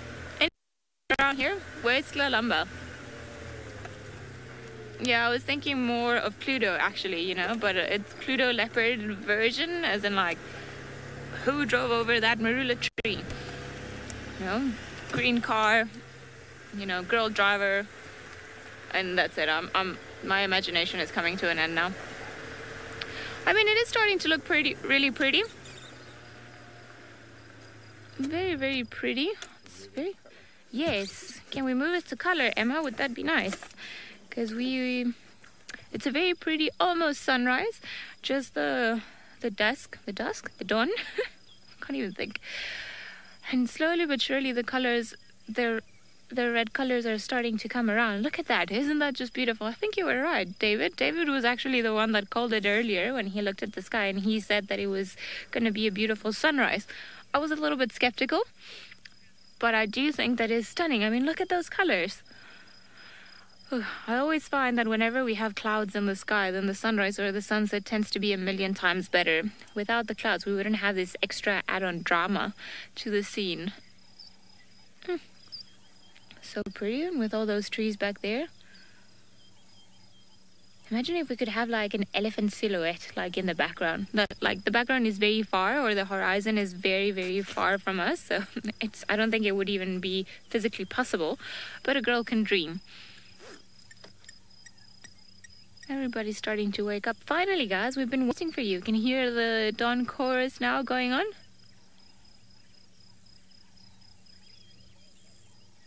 The dove's starting to wake up. The blacksmith's starting to wake up. Alrighty. It's funny how you can see even on the frame as how far the sunlight actually reaches. Because half of our frame is still dark, but obviously that's where the east is. So that's where the sun is coming out, and that's why it's a little bit brighter than everything else. Oh, good morning, oxpeckers. Who are you looking for? Who knows? Maybe they'll be looking for a nice impala to attach themselves onto. But I think other than that, there's not too much life that's happening around Buffelshoek Dam. There is Scuba Steve in there, thankfully, because, I mean, if he wasn't even there, then we'd be really worried about the lack of life all around Djuma. But I think he's still sleepy, and he's putting on a water blanket and hiding away from us. So we're going to carry on driving around. I think I'm actually going to turn around. How are we going to turn around? No, I think we're going to go down Hyena Road, see if maybe Tlalambas are time. But while I do that, we'll send you guys across to David and see what he's got.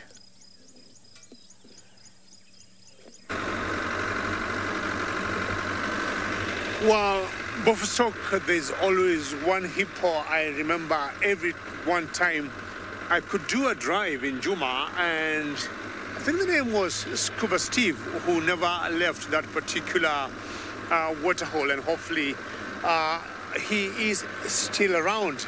I'm not sure that he got a mate the other day, which sounds good.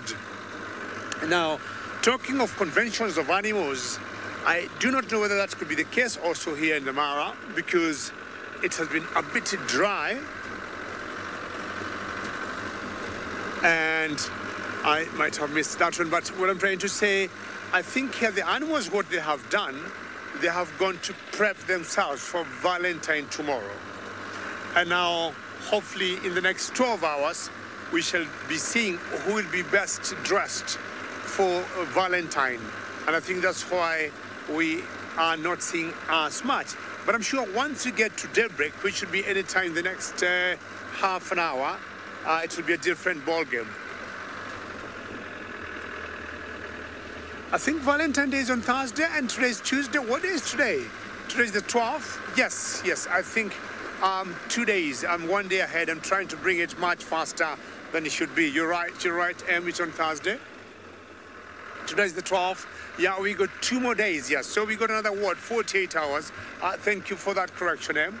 And what happens, you stay in the bush for so long and you lose count of days, you lose count of dates, and everything looks the same. But the good news is we're trying to say we are already in the mood for Valentine. Now, I have either to back up here, is what I was saying, of the situation of the mud and the black cotton soil.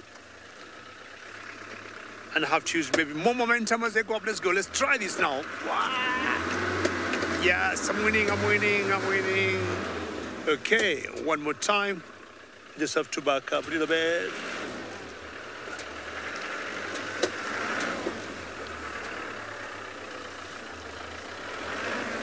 Yes, good. So what I need to do is to avoid driving on that black cotton soil, and I'm going to take a left and just go over the grass, which will make it easier for me slightly bit. And this is my plan here, drive over the grass here a little bit, and then back to the road. This is really fun. Keep going, Kito, you're winning.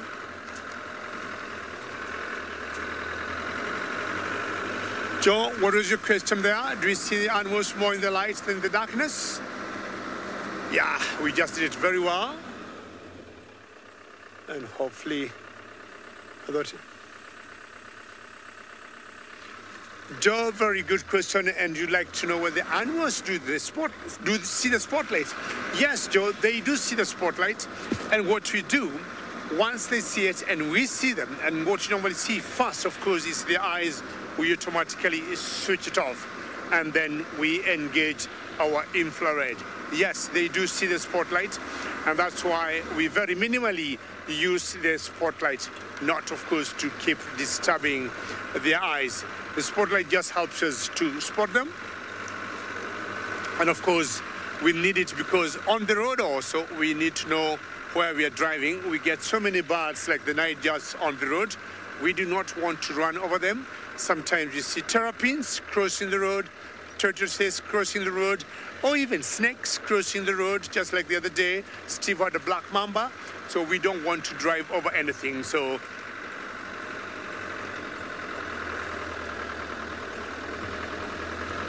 Mike, good question. Which animals can we shine the light on? I would say, Mike, is zero.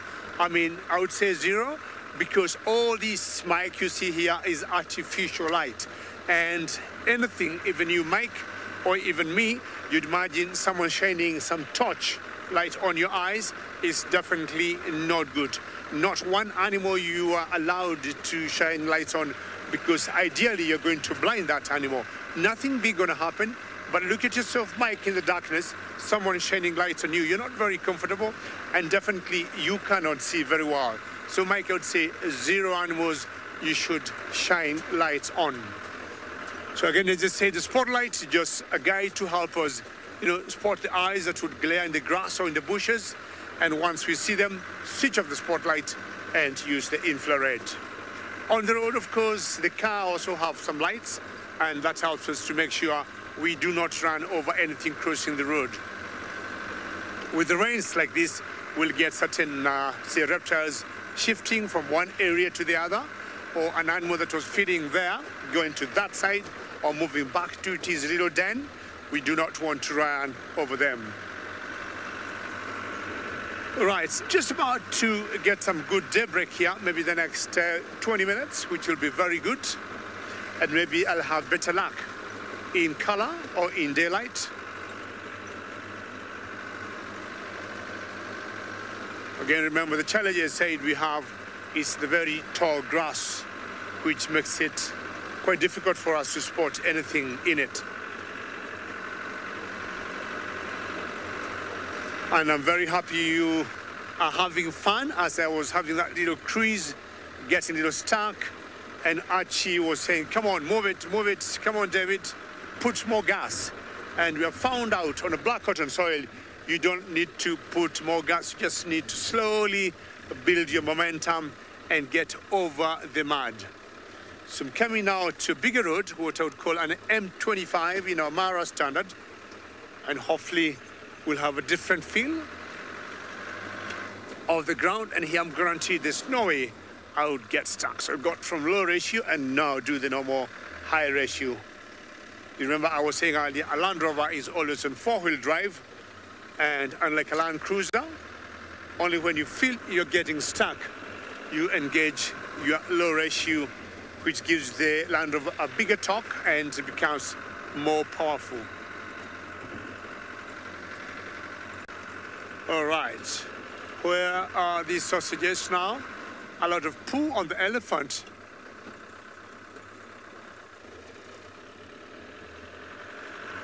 And seeing a lot of elephant poo on the road. Maybe it could be from the elephants we saw earlier. All right, Tristan, any updates on your dogs?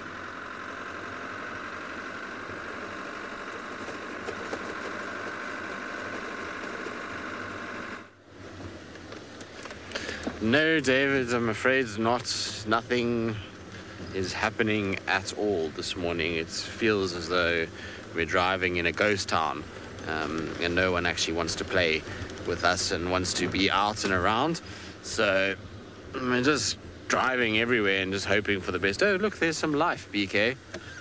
There's an animal. My goodness, it's going to snow. There is an animal on Jume, everybody. Brace yourself. This is going to be exciting. As you can see, there is an impala that is looking very wary and very awake, a lot more awake than everybody else this morning. There's a few of them. There's about 3 impalas that are sitting here. There's also tracks for the dogs all over the place as well. I know, Emma, please don't fall off your chair. That's so exciting to see 3 stationary impala rams that you must not fall off your chair. I know that you are, you know, twitching with excitement, but one must just calm oneself when seeing these kind of things. But anyway, as you can see, the impalas are there. They don't really look too kind of concerned. I was joking that they look nervous. They're all fine. You know, obviously at this time of the day they are aware of what's going on around them, given that it's still quite dingy. So, well, once again, I would say the impalas are holding down the fort. They tend to do this quite regularly, actually, and keep us from going insane and from actually, well, I suppose seeing a heartbeat. They're pretty good at helping us see a heartbeat during the course of our drive. So old reliables indeed, Emma. They are the ones that you want around just because you can find them quite easily, and driving in open clearings is generally the best place for it. But as you can see, like I said, they are nice animals. I mean, like, we give them a lot of trouble, but they are very pretty and super helpful to us, because their little alarm calls often alert us to things, and because they get eaten quite a bit, means that they often provide sort of carcasses that we can find other animals. An itchy little eye. It's quite a dainty little scratch, that. Bobby, no, not really. I mean, they will when they're first born. So as they're born, they kind of will start to try and stand, and then they spend a bit of time in long grass just to kind of hide out. But once they are sort of reintroduced back into the herd, you'll find that they form a nursery unit. So all the babies come together, and they're generally just part of the herd, and wherever the herd goes, they go. So it's not necessarily long grass. In fact, impalas prefer to be out in the open like this, particularly in the dingy times of the day. So sunrise, sunset, and nighttime. And the little lambs will go with them into these open clearings, and will rely on their agility and their speed, even at that age, to try and kind of stay away from predators, as well as the sort of circumference of that nursery unit is generally adults, and so hopefully the adults spot things before they get taken. But obviously there's a lot that do get taken, and many of them are taken because they stray and kind of run around too much and get themselves into a place where the predators can grab onto them quite easily without the adults noticing. But they won't use long grass particularly to hide away, and that's more things like sable, roan, eland. Those animals will use long grass to hide their little ones a lot more than what you see from impalas. Good. I think we're going to leave our impalas. We're going to carry on. I don't know where these dogs went, honestly. I've checked pretty much everywhere that I could imagine that they would have gone. Their tracks are all over the place, but where they actually have gone, I'm not quite sure.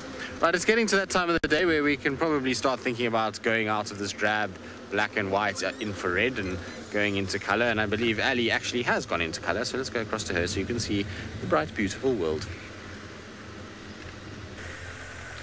We are in color just purely because I feel life is so much better in color. So even the FLIR is better than the infrared because it's got tiny, all sorts of different colors. No, joking. I wonder if Tristan's actually been alone in the dark for too long, and this is why he's almost losing his mind with wild dog tracks. But it has been unusually cold. So I'm gonna go down.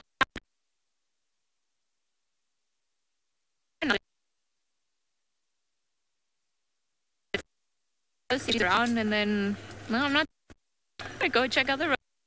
We haven't checked this morning while we wait for the sun to start warming us up, and I don't know why. I'm sure there is a perfectly good scientific reason, but I do not understand why when the sun is about to come out, that's when it gets colder, especially in the winter time. Just as the sun starts rising, whew, then you want to die. And we were fine the whole morning. Although night, I think that still counts as the night time. And now that the sun is out, now we've started freezing. So I think maybe 1 drizzle might have not been enough this morning. But I'm sure I'll regret these words later on this afternoon when it's scorching hot. And then I'm like, I want to take my skin off. But anyway. Are you here? Oh, she is. Hopefully she'll be around. We were very lucky yesterday morning to find her. Then in the afternoon she was not around, as you all know. So who knows? Checking one more time. Perhaps we'll get lucky now that we can see trap and features with our own. Makes it a little bit easier than sometimes having the spotlight because we have a bigger range. Seems like David is also motoring tomorrow.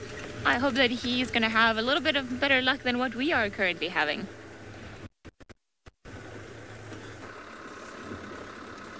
Very good. It's good to go in color early because sometimes when you go in color, maybe you have better fortunes. And same case, I'm hoping here, anytime now you're going to go in color, me and Archie will have better luck to spot some game. And more so, the Lions have spotted some buffaloes even without using my spotlight, which is a good sign. They said color makes a whole difference. Now, let me have a look at these buffaloes here that are just lazing around, not doing much because it's still early in the morning. And Archie, is this good for you or do we go a little closer? It's good? Okay. At least what I've done is tentatively to forget the big, the small cats I've been looking for. Good morning, buffalo. And this is the African Cape buffalo. And you still see the wind has really picked up. And too many herbivores, the wind doesn't do them any favor. It confuses them a little bit because they cannot sense very well. You can see the eyes still glaring at us. Not sure, it was Mike who had asked me earlier whether we got any animals that you can shine our spotlights on. And I was 10 minutes before Archie changes. GT, what's the most what animal in Africa? M? Hello, buffaloes. What do you think we're doing? We're just enjoying to see your views, to see your eyes.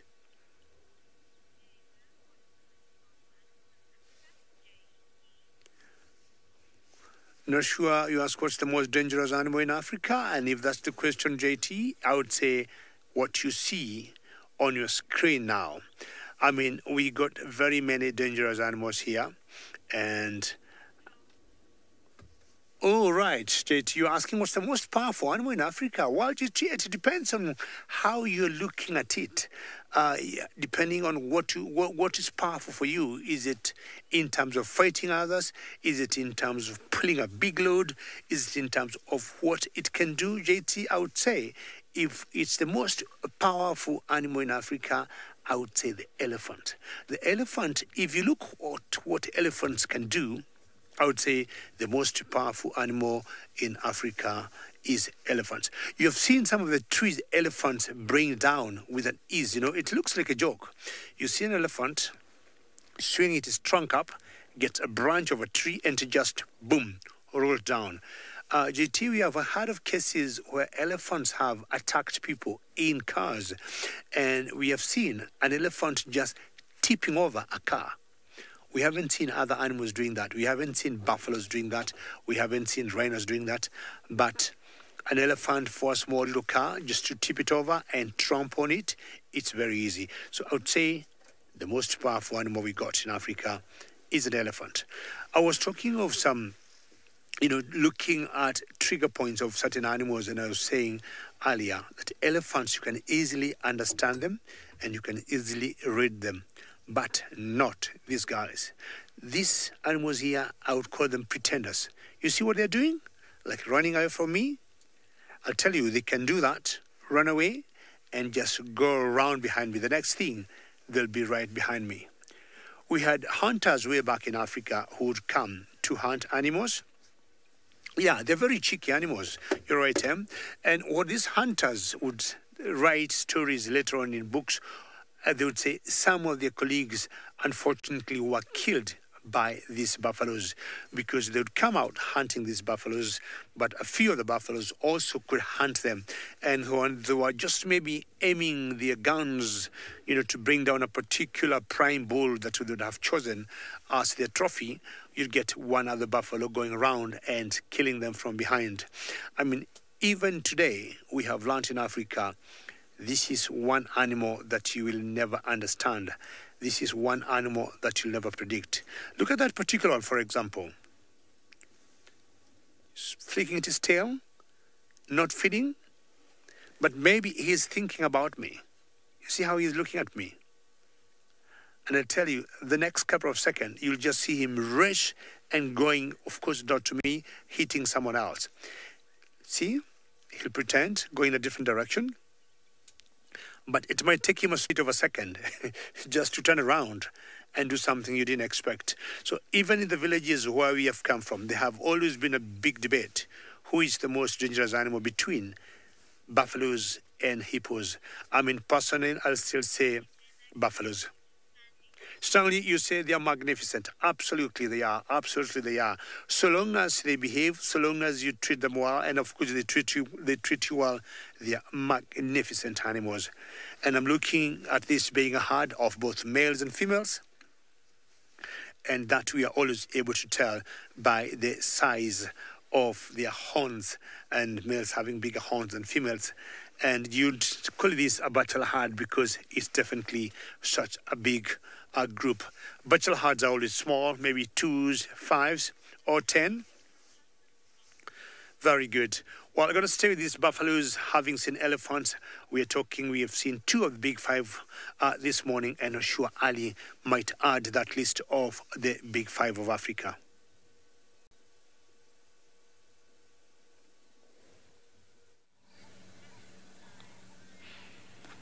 Well, it seems like this young princess is just a morning princess. That of working in the afternoons doesn't do it for her. She just wants to be around in the mornings when the light is probably better on her, softer light, and she might look prettier. Who knows what her train of thought actually is.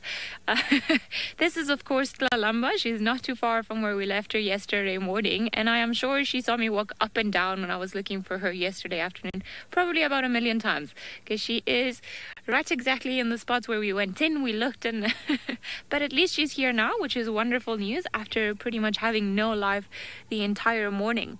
So she was actually lying down very close to the road, so she must have been quite happy around here. It seems like there's something that caught her attention in the distance, and I think it might have been an elephant. We did see one crossing a road earlier and was walking in that general direction, so I think that's what she's doing, and she's looking at. Jerry, thank you. I'm very happy. I cannot say that I did a lot, just drove the right road at the right time. But I think it's also a little bit of stubbornness because I was upset I didn't find her yesterday, to be honest. But at least she's here now, which is wonderful. So we can all enjoy a wonderful morning with her, which is pretty much all we need. So brownie points for her, and posing beautifully with that stunning sky and that stunning light that's coming around. So the only thing that we can tell for now is that apparently Tundi is not here. So Tundi hasn't perhaps been lucky in her hunting attempts. Perhaps she's still trying, or maybe she's only managed to catch something smaller, and then she's still lurking out and about. And Tlalamba's patiently waiting for Mom to come back, hopefully to lead her to a kill. Who knows, maybe even another headless impala, which is quite an interesting sight. Oh, you're looking so pretty. Look at you, like a tiny little cub. Such a big leopard now. Leopards and their expressions, I find that the faces and the expressions that they make are just priceless. Now, she will stick around this area. There are a bunch of little water holes all around that she's going to be using as the day gets hotter. So my thinking is that she was around in the block under a bush yesterday, and hopefully Thandi will come back at some point today. If not, well, she might just try her luck at hunting smaller things. We do know that yesterday she was busy with some nyala, then she almost half-heartedly attempted to get a black belly bustard. We know she's tried with squirrels, she's tried with mongoose, so there are a lot of little things that can keep her entertained and then can keep her stomach half full if she were to try for any of those. So I think that perhaps she's been lucky. Maybe she's been eating little things, but I'm sure she would prefer to have a nice big hearty meal. Gotta wait for your mom to come back. I'm sure she's working really hard at getting you anything you want. Or not anything you want, but at least a good meal. K6, you're saying that she's looking like her dad. Yeah. She's got that regal leopard look, as in like gazing into the distance, into the sun rising, and so on. And maybe a little bit sleepy. Where have you been? Were you partying last night? Is that why you're so tired? Perfect camouflage. We cannot see you. We have no idea where you are, Tlalamba, so good spot. Oh, and I think this is a good time to be with her. She seems to be getting the crazies roughly at this time, and then when we were with her yesterday in her hunting attempts, I would say it was round about this time, so there's a good chance that she's going to become a little bit more active. Maybe she'll go for a bit of a drink of water at the pen. So, well, if... what is that? Oh. I think I hear mongoose in the distance, and I wonder if that's what got her attention, because now she's looking again, but I cannot see anything. Perhaps a bird. I think if it wasn't for her belly spots, it would be very hard to tell her apart in the long grass. Are you... well... might fall asleep, might not. Hopefully she'll get up and moving and keep us entertained as she normally does in the mornings. It is finally becoming a little bit warmer, so I think we're all, humans and animals, are going to be pretty happy about it. I've got to, the mobile stations are just getting mobile, but I think Tristan is going to do me a solid and eventually tell them that we've got her here. Oh, you're going sleepy. We're going to stick around with Tlalamba, see if she does get up and mobile. And in the meantime, let's go back across to the Mara.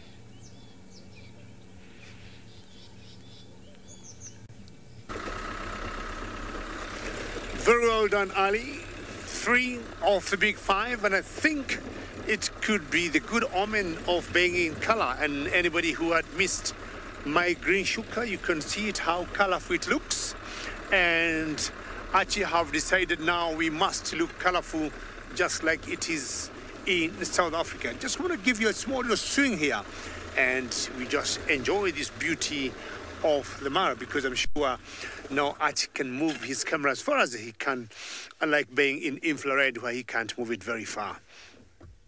Well, we think that is the eastern horizon, as much as Archie is swinging from one side to the other. And this is what sometimes I like watching, even without any animal in sight. Just enjoy that landscape, which to me is just magnificent. All the trees you see there are what you call the torchwood trees. Very iconic in the Mara and in Serengeti National Park in Tanzania. Ellie's right, they are very good, Archie, and those are elephants there. You see how beautiful it is? So you'll always look something, as you know, during the day, and something will always pop up. I mean, something taller than the grass. Anything definitely shorter than grass, it will be difficult. Not the lions, of course, not the cheetahs, not the leopards, but anything the size of an elephant, buffaloes, rhinos, are very easy to spot in this, what you call the red oat grass. Very nice camera work there. And I'm trying to say that is the eastern horizon. You can see how the sky looks a little different there. And that's where the sun is trying to pop up. Yes, I agree with you. I mean, this is truly magnificent to see it in the morning. Not sure when we shall see that ball come out there. I'm sure either Ali had the sunrise much earlier. And when you just park in a place like this with a cup of what is called chai. Chai is our normal tea, and enjoying that sunrise. Jerry, that is truly so true. It's quite relaxing. And I was just saying, there's some kind of drink we take here called chai. And unlike the tea that maybe is made in the Western world, our tea is a little different, because what we do in the villages, we'll get a pot, put in water, put in milk, put in sugar, put in tea, and we boil it together. It's like some kind of mixed brew, and that's what we call chai. And I think its origin is India. We had way back when the Brits brought Indians, and they call them the coolies, to build the railroad. They used to drink a lot of chai, and we inherited that from them. And it's one of the best drinks to have in the morning when it's hot. So having your cup of chai, enjoying that sunrise there, I think is a very lovely idea. Well, I have every reason now to spot those missing in action lions, because the area I am, the grass is much shorter, and I am in color now, so it's easy to spot things in our natural eyes. And that should be me and Archie's 2 eyes, got 4 eyes to try and get these lions. Well, let's first take you back to Tlalamba, and I'm sure Ali is enjoying her view.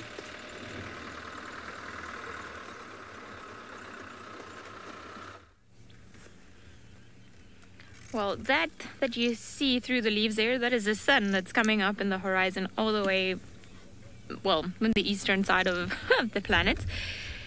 It would be so nice, because we could have gotten such a wonderful shot of Tlalamba and the sun behind her, and it would have been pretty epic. Unfortunately, there's a tree in the way. So for once, I'm not too happy about the presence of a tree.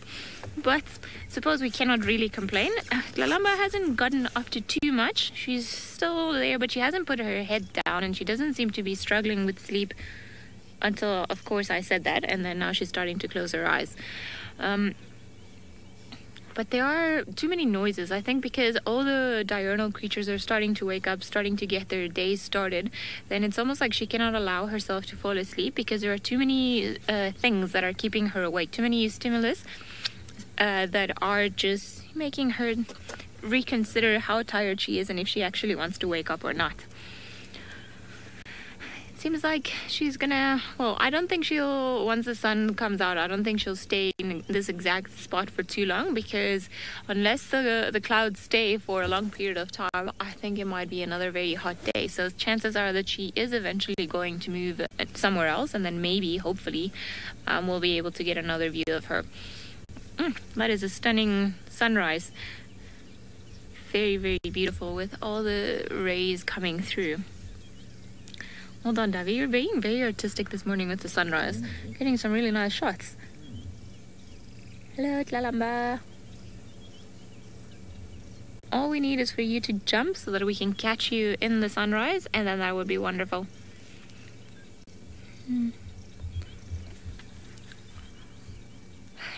Tlalamba, I think you owe us for yesterday. It sounds like birds are starting to wake up, mongoose all around us. And I wonder how much she's actually been walking. I think she went into a drainage line and then she started walking there. So I think that she's potentially been up to a lot during the night, and that's why she's looking a little bit tired today. Lauren, perhaps she does have FOMO. She realized that she missed her opportunity yesterday to be on the show, and then she's decided to be here today and then just be part of it. Reverse. Okay, let's reverse, see if we can get the grass out of her face. Hopefully we will.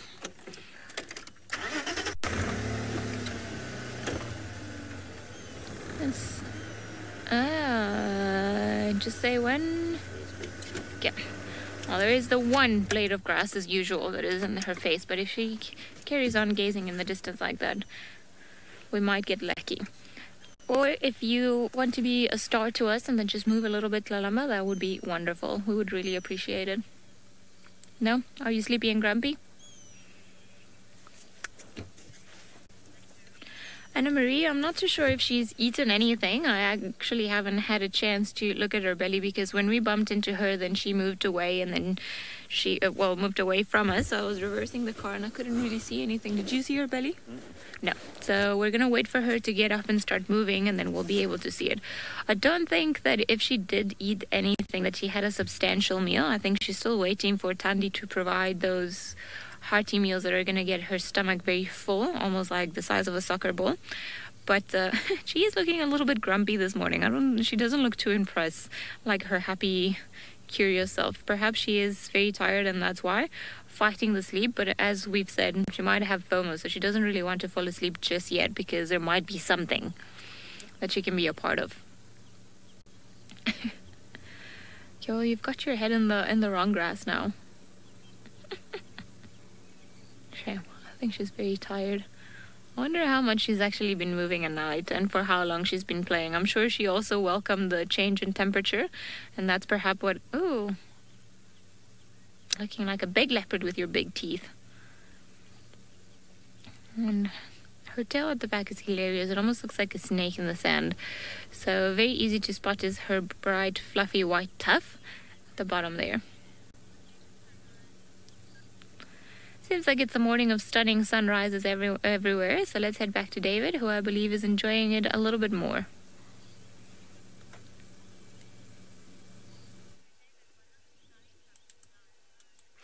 Well, very unusual to hear Tramba getting grumpy, but again, maybe she did not wake up on the right foot and she's having a bad day. But it's good to move from a grumpy leopardess to a relaxing moment with the sunrise here in the Mara Triangle. And what a natural framing, I would call it there, Archie's has done with the ellis, the trees, and the eastern horizon. Maybe I would request for a one-word tweet, excuse me, from all the wonderful viewers of that sunrise in the Mara. I would first start saying, to me, it's pretty gorgeous, but just to see the sunrise, the ball up over the horizon, and having seen those trees and the ellis, I think that's pretty special. This is what I've missed, I think, for about a week. I've not been out on mornings, and I've always called it a golden moment, just to see that ball push up with all the beautiful colors you'd think of in the world. Not sure there's any one color there that anybody would not like to see. And that marks, I would say, a good luck. And hopefully I'll be getting some tweets from you. Hashtag SafariLive on Twitter on that sunrise. Kathy, thank you very much. You say it is inspirational, and this is how these sunrises inspire our days, Kathy. Thank you very much. And once you get inspired in life, I think things always tend to be good. Kathy, always very nice to hear your comments, and you're one of our best viewers that keeps us going. Very grateful to you, Kathy. And very good camera work with Archie. Diane, thank you very much. Diane, breathtaking. And what maybe Archie want to show you are the same trees we had and the ellis. And see how that light is filtering through, Diane, to those trees and the ellis. Not sure where the ellis have gone. Thank you, Diane. Excellent. Excellent. This is exactly the way I want you to put it, Archie. And an elephant, a tree, some golden light, sunrise, Franklins in the background. What a lovely morning. And this gives me more energy to look for those lions, I would say. And hopefully they're not going to disappoint me. 3 days straight, they have gone missing. This could be a good day for us to see them. It's not a herd of elephants, quite a distance from where we are. It's not the same one we saw before, but elephants will go in small families of 3s, 10, sometimes up to 50. We have seen like 2 or 3 families coming together. And looking carefully at their ears, you notice they're not flapping at all, which means the temperatures are still quite low. I had a viewer who asked me whether elephant or animals see. Caliento, you say, Rosemary, thank you very much. Yes, I agree with you. Great comment there. And I was saying there's a viewer who had asked me earlier whether elephant or animals will see their own shadows. And I also would wonder whether elephants will make differences between sunrises or sunset or during the normal light. Of course, I'm sure they can tell day and night, or when it becomes dark. That I'm sure they can tell. Excellent. Well, I'll move on. I got some work to do to get some cut, and I'm sure Ali is still enjoying her spotted cat.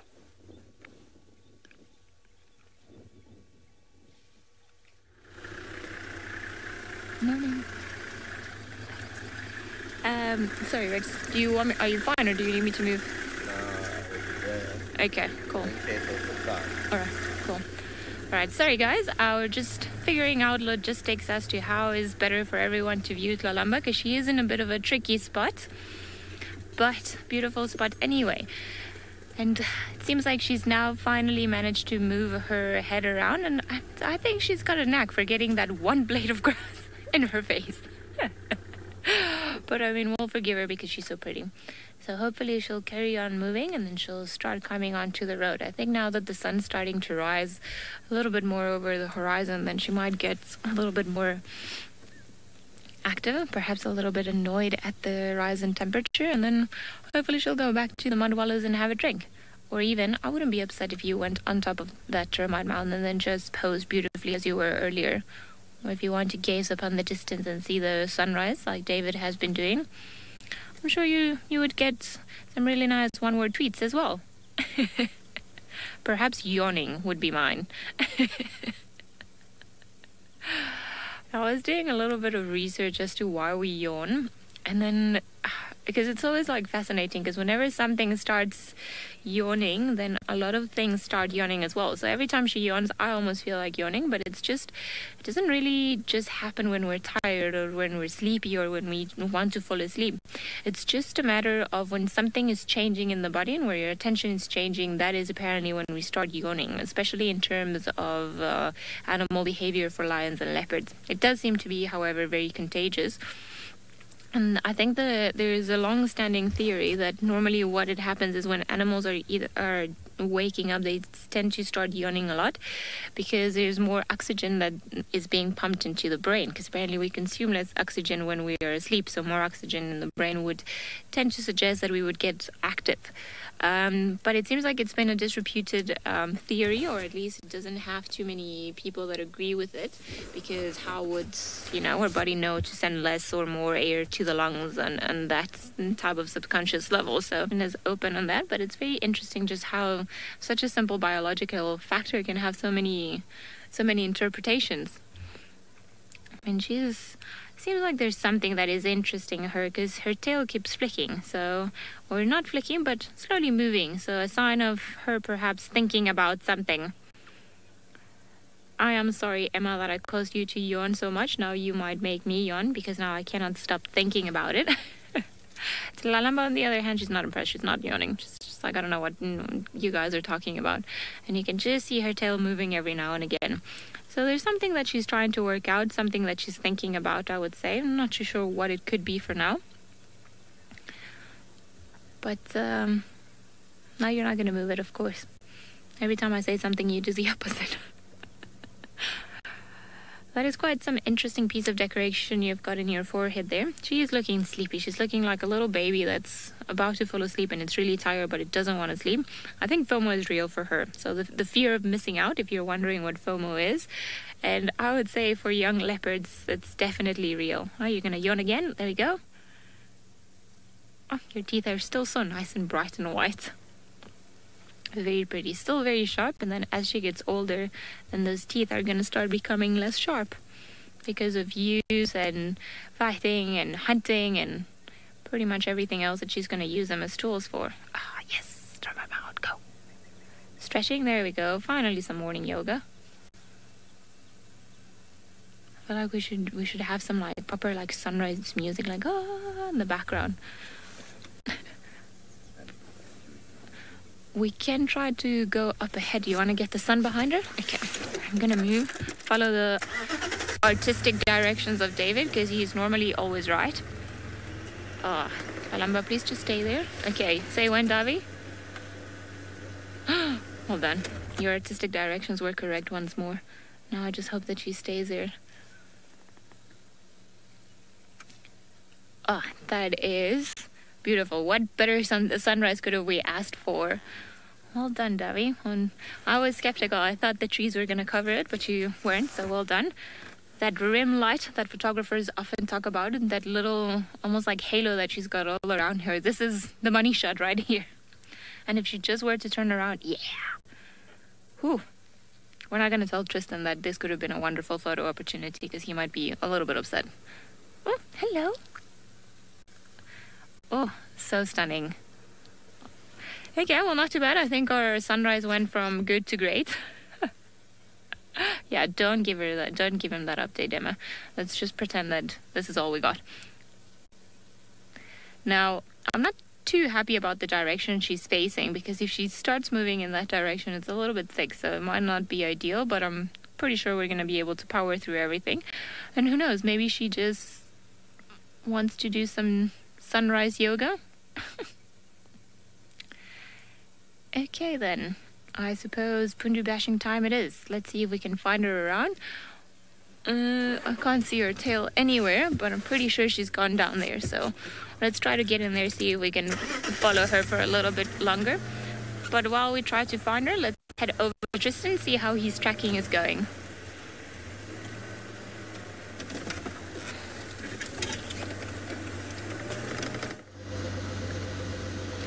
Well, we're just arriving at where the hyenas are supposed to be denning, so we're just going to have a little look here quickly and see what's happening, because our morning has been depressing, to say the least. We've seen absolutely nothing, and it's not sure where anything's gone, actually. I mean, the wild dogs have just done a disappearing act. Oh, there's a hyena. Hello. 2 hyenas. Excellent. It looks like June and potentially, we'll see now. I'm not sure who's in the background, maybe Pretty in the background there. But let's see how it all kind of goes. Hopefully the little ones will come out as well. I think this is June closest to us. June has these perfect kind of ears. So that's Pretty at the back there with the nick out of her left ear. And then June should be the one closest to us, who's got slightly kind of duller spots and has perfect ears. And so I wonder if all of the little ones are here now. If that is the case, then we should have, in total, so it should be 2, 3, 4, 5, I believe. Steve says there's 2 new ones, so there should be 5 of them at this little mound, which is quite cool. So we'll see now. Hopefully the little ones will come out. I'm just trying to see if I can see any other hyenas while I'm sitting here. I don't see any at the moment. But they are lying at the den, and so if the adults are here, then often you'll find the little ones will come out at some point, and maybe just the noise of the car kind of coming past.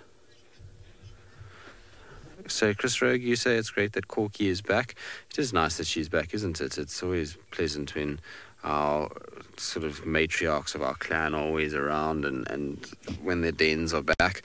Just a den in general, I mean, whether it was, Corky or Pretty or June or any of them, a den in general is just nice to have back on Djuma. It certainly is something that you can go to when, things are very, very kind of quiet and dire, and they also bring a bit of joy to everyone's life. A little young hyena is a super cute thing.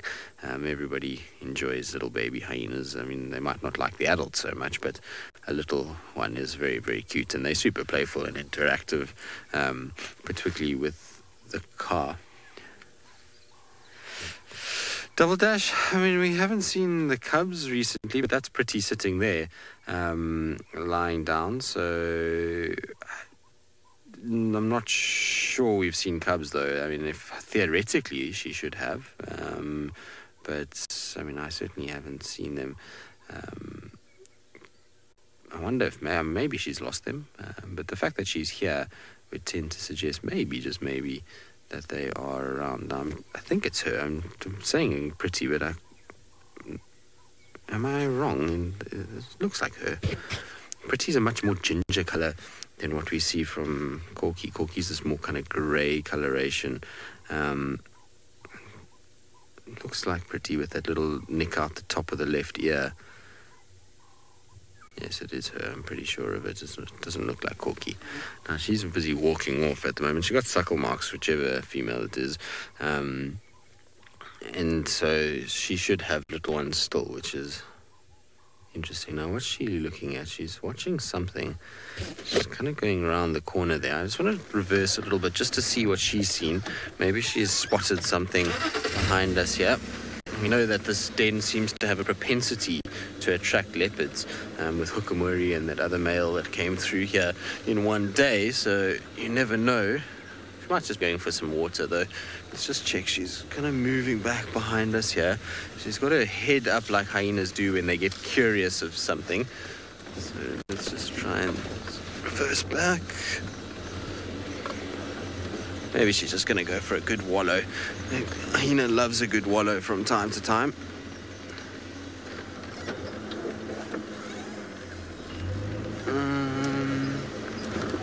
Yes, looks like she's just going to go wallow. You feel everyone loves a good wallow, Emma. But look at her. She seems quite kind of as though she's smelling the air, as though she can smell something that's in this area. You can see she's kind of looking, sniffing. Is it Corky? So it's got a little nick on the left ear, but Corky's is much bigger than that. What's wrong, girl? What have you noticed?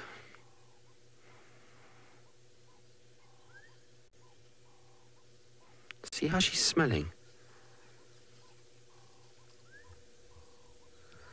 I wonder what she's picked up. She's gone into the water. Let's just go forward. Maybe there's a sneaky leopard hiding away somewhere in here. There's a little thicket off to our left. Where's she gone? She's obviously gone into the bush on our left.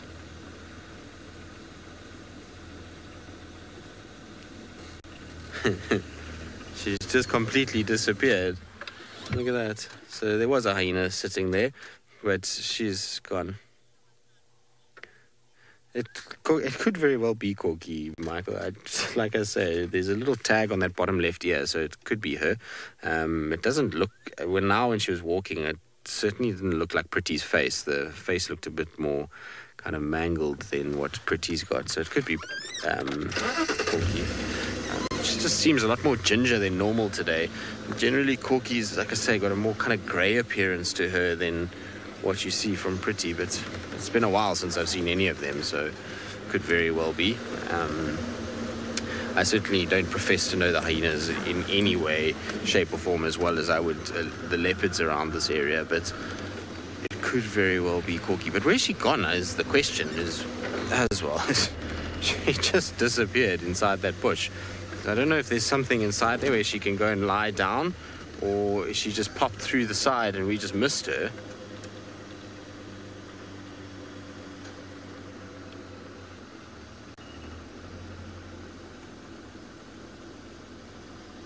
Can you see her, BK?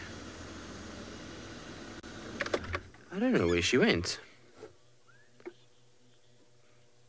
Indigo Girl seems very much like that. It's either that or she's decided that that's where she wants to spend time, is in there for some reason, and maybe there's something in there that she's interested in. But her approach to it was quite interesting. I mean, she was kind of high up, sniffing with her head raised, which is an interesting way of doing things.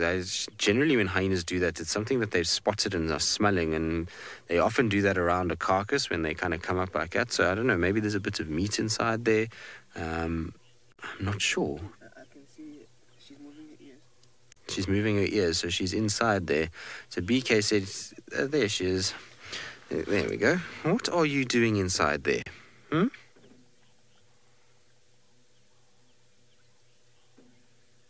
It's a very odd spot for her to have chosen. to go and sit. What's inside there that you're busy with?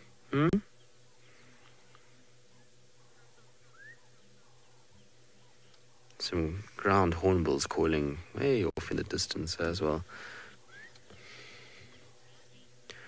Right, well, we're going to spend a bit of time here. We'll just see why she's gone in here. You never know, maybe there's something that will reveal itself, or maybe she's just decided this is where she wants to be. But in the meantime, let's send you back across to Tlalamba, who's busy running. Well, it is the best time in the morning. It's the Tlalamba crazies, as you can see. She goes up and down the trees, and then she runs, and then she's almost about to fall asleep, and then she realizes she's about to fall asleep, and then she's just like, nope, falls off, runs off, starts again. It has actually been such a treat to spend some time watching this little cub just get up to all sorts of nonsense. She is hilarious. That's actually what she is. What are you doing down there? I mean, I can't even tell where your face is anymore. I think, oh, I see it. Oh, now you're attacking the tree on the other side. Okay, let's go around, see what else she gets. There's a marula tree, and I'm hoping that, that she's gonna go up to on one of those marulas. Okay, I see a fluffy white tail. This will be a little bit tricky. All right. You got it? Alright. No, it's actually not that bad. Paula, full of beans, to say the least. Now she's running away in front of us. She's on another tree. And now she's fallen off the tree and she's running onto the next tree. So I'm gonna try to go quickly, see if maybe we can get another view of her, because she is amongst a bunch of trees now. There she is. Oh, sorry guys, on the other side. She is, I parked like a chub, didn't I? I'm sorry.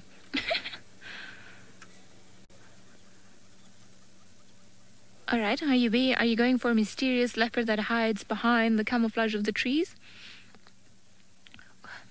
I feel she's just playing with my feelings. There are so many wonderful marula trees, and I just want her to go up one. Doesn't matter which one. She can choose a big marula, a small marula, but she's just gotta... I'm pretty sure the visuals are going to be on and off Emma, but happy to do it if you'd like to. She seems to be having the crazies, so...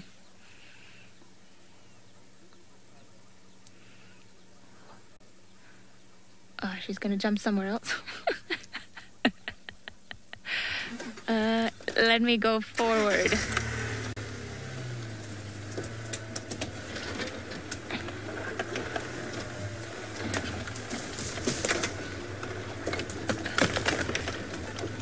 I think this might be the best.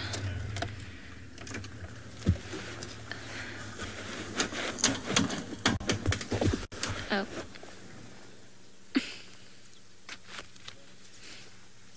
Good framing. She is precious. She is lying down pretty much like Tandy has taught her. And, well, I mean, I sort of asked for a marula. Not quite got it, but... I wouldn't be surprised if she actually falls from there, scratching her head the way she is. Seems like we're not the only ones that are being attacked by all sorts of creatures.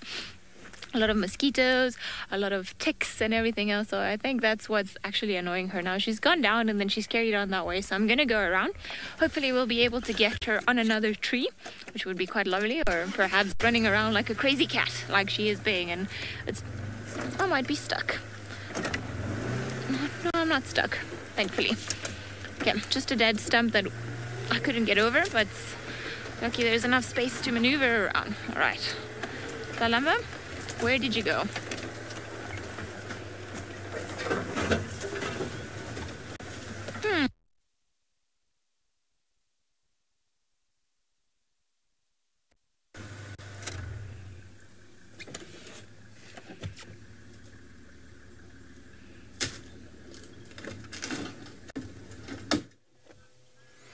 Well, it sounds like Tlalamba is being an absolute clown this morning, which is par for the course. It seems like the mornings she just goes crazy, particularly because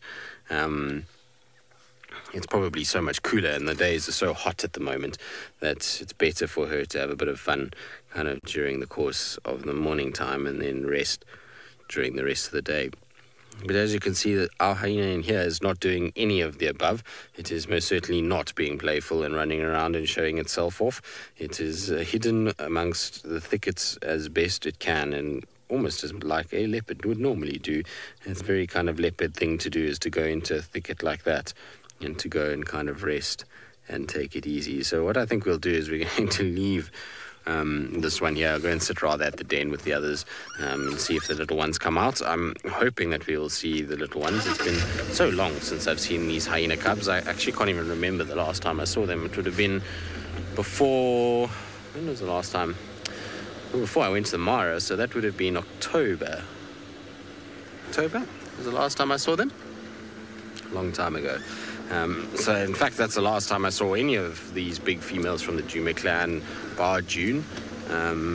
Corky and Pretty has been since October last year, which is, if you think about it, a long time ago actually.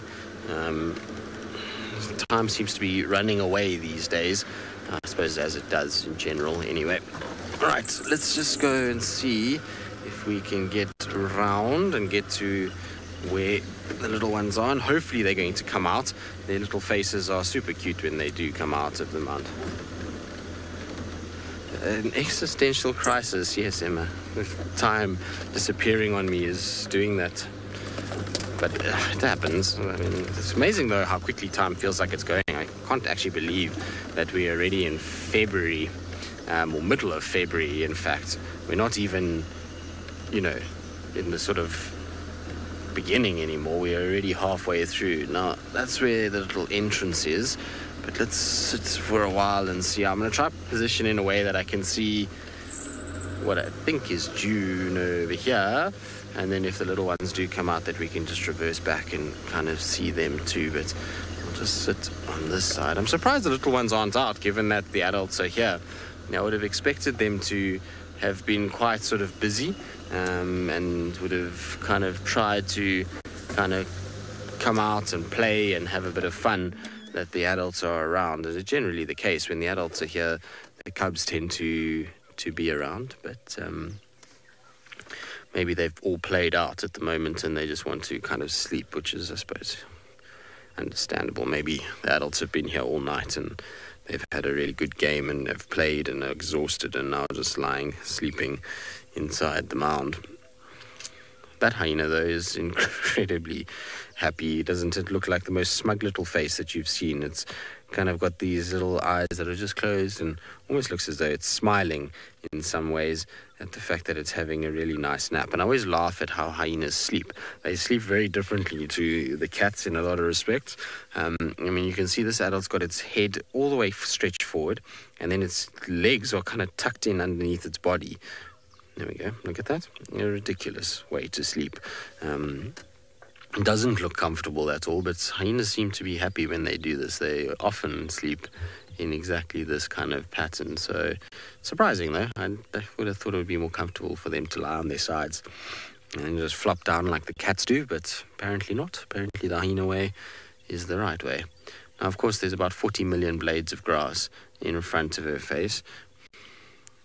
Well, I'm wondering what she's dreaming of. I would imagine dreaming of bones and meat and all things kind of carcass related, or she's dreaming of the fact that it's very tough work to be a mom and that looking after little ones is hard work. So she might be dreaming of her glory days where she was, you know, single and kind of moved around in the as a youngster and didn't have to worry about looking after the responsibility of looking after kids. I don't know, maybe that's what she's dreaming about.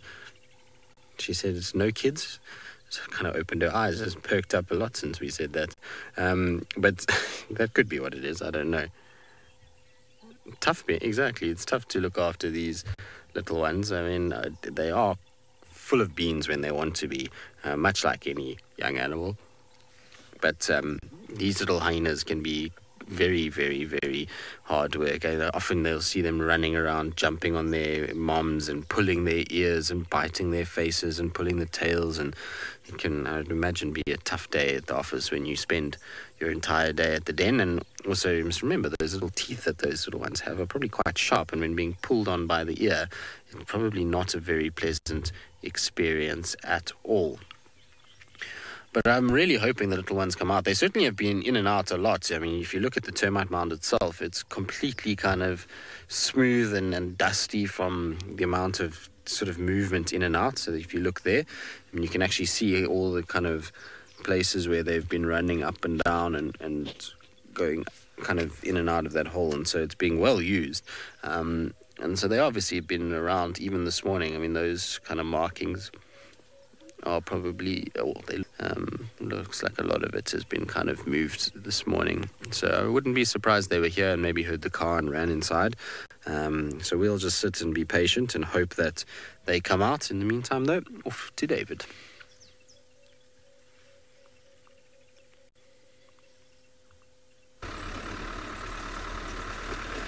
Very good. Hyena is a good thing for the morning, but I think here we have a bit of biting to do. Let's see if we can get one of the largest hornbills that we got in Africa, and this is the southern ground hornbill.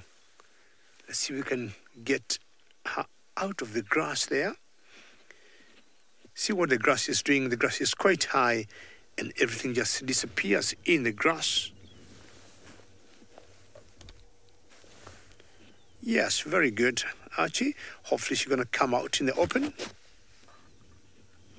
And this is the southern ground hornbill. Very strange to see her alone. They'll always be in pairs or in smaller flocks of 3s, 4, 5s. Not sure where the rest of the party is. And they're very big carnivores. I would say as much as they would get anything else, they do more of carnivore eating than being herbivores. So anything, insects they would get, beetles they would get on the ground. They got very sharp and strong bills, as you can see how big it is. See how sharp it is there? And we call them ground hornbills because I would say they spend most of their time on the ground. Of course, foraging. And they'll always roost when it becomes dark. And they'll spend the night in trees. Of all the hornbills we got in Africa, this is the largest. And as much as they stay on the ground, they do fly. And in flight, you can see they got some white windows or white feathers.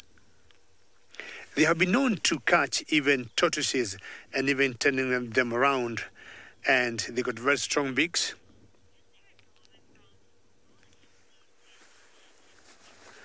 Joy in Hong Kong, is it a good afternoon or a good morning to you? And always a pleasure to hear your name. And your question is, we have southern ground hornbill. Does that mean we have a northern ground hornbill?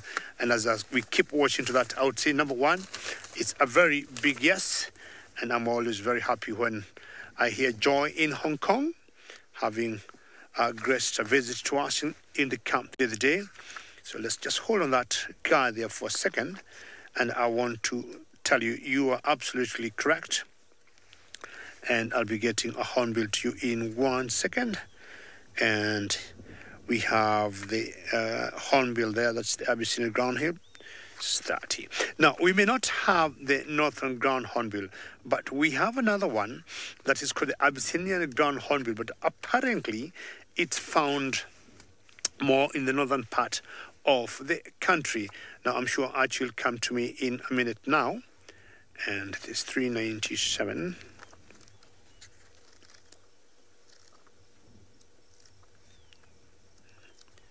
All right.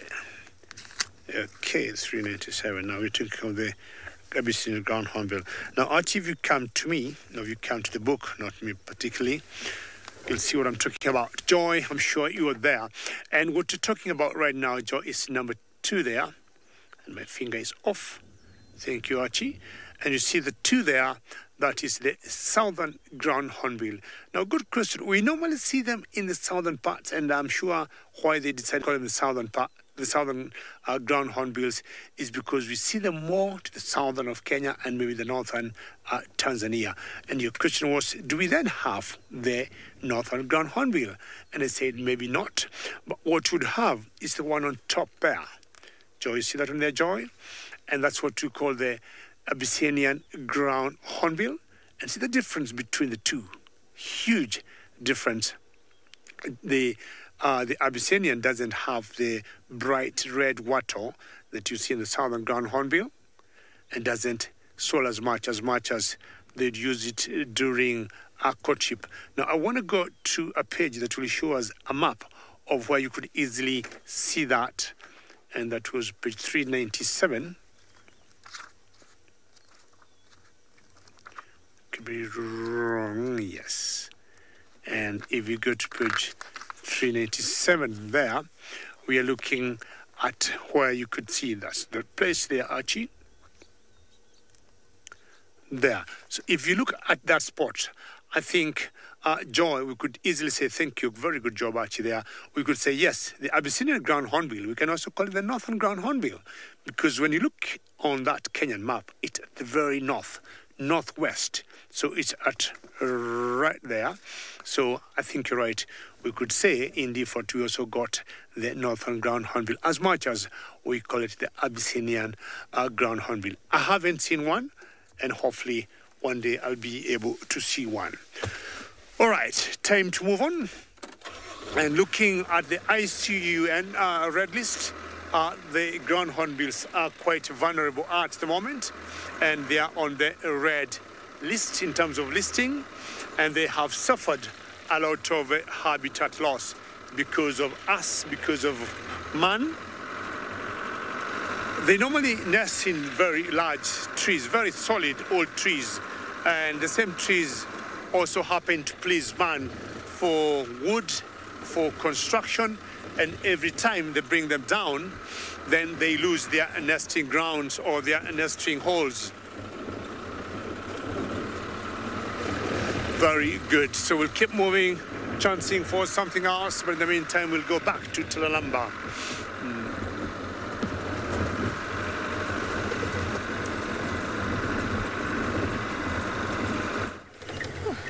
Seems like we've temporarily lost her. She's been walking in a very thick part of the world, but Rex luckily managed to spot her again, so we're just following them in that general direction for another look. She has been getting some real crazies. She's walking and then she jumps on trees and then she comes down and then she does it all over again. It is a lot of fun, but it is a very thick area, so it's been a little bit tricky trying to keep up with her because there are a lot of fallen over trees, lots of logs, a lot of areas where we cannot actually get into, but I think she is somewhere around here, hopefully, and then we'll be able to spot her shortly. Oh, there she is. She's at the base of the marula tree. Okay, there's actually very little space for us to move, so I am hoping that she's going to go all the way up the tree. She is looking. Or are you sniffing the tree? No, seems like she was actually just sniffing the tree. Perhaps there was a leopard that scent marked there, and then she's just getting that scent. See what's going on. Okay, we've got a few spots that we can look at from this perspective. Come on, Tlalamba. Up the marula tree. Christy, she is very silly. I think in the sense that she's still a cow, so she's very playful and everything's just a big game for her. So I think that's what we're looking at. She keeps looking at that marula, like, come on, Tlalamba. You can do this. Like, we're all, come on. There's something in that tree. Ah. Gabby, she should grow into her huge paws and ears, just like her brother Tlalamba did. So I am hoping that she'll put them into good use and then climb up this marula tree. There's a bird on the top of this tree. I think, I can't see it properly without the binoculars, but I think it's a bird-shell cuckoo. And that's what she's been eyeing. So, who knows? She might be optimistic and try to go all the way out there to try and get it. It is actually a Birchall cuckoo in there. It's just a little bit tricky with the shade. Oh, there's actually a second one that's now joined the party. So there are two in this tree. No wonder she was looking up. Now, I cannot see her from here, and I suppose I can try maybe going forward. Let's see if maybe going forward works for us. As you can see, there's not a lot of space to maneuver. And I don't want to bother her big stump. Alright, there's another stump over here. Oh, sorry, Wendy. Let's just give her some space.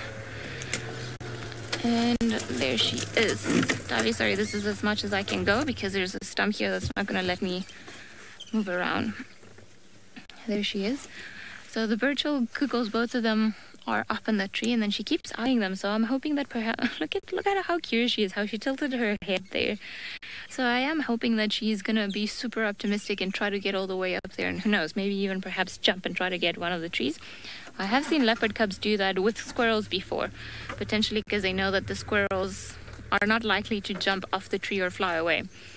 I think that's the only time that I've seen a squirrel drop from the sky is when a leopard girl was chasing it up a tree, and then it just decided, nope, going nowhere. And then it just bombshelled from the top. You are very interested. Look at your... Go. Dory, it's a high tree, but not that high for leopard standards. They climb much higher trees. It's just not... It doesn't have ideal... It's still a young marula, so it doesn't have ideal big branches for her to lie on for the entire day.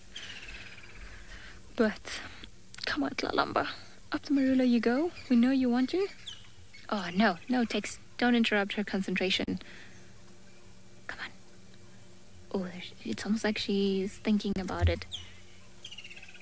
Jerry, I don't know if Tlalamba's birding or actually just thinking of chickens and what they would taste like. I think that's maybe a little bit more of that. Oh, no, you're yawning. Come on, just look at the tree with more concentration.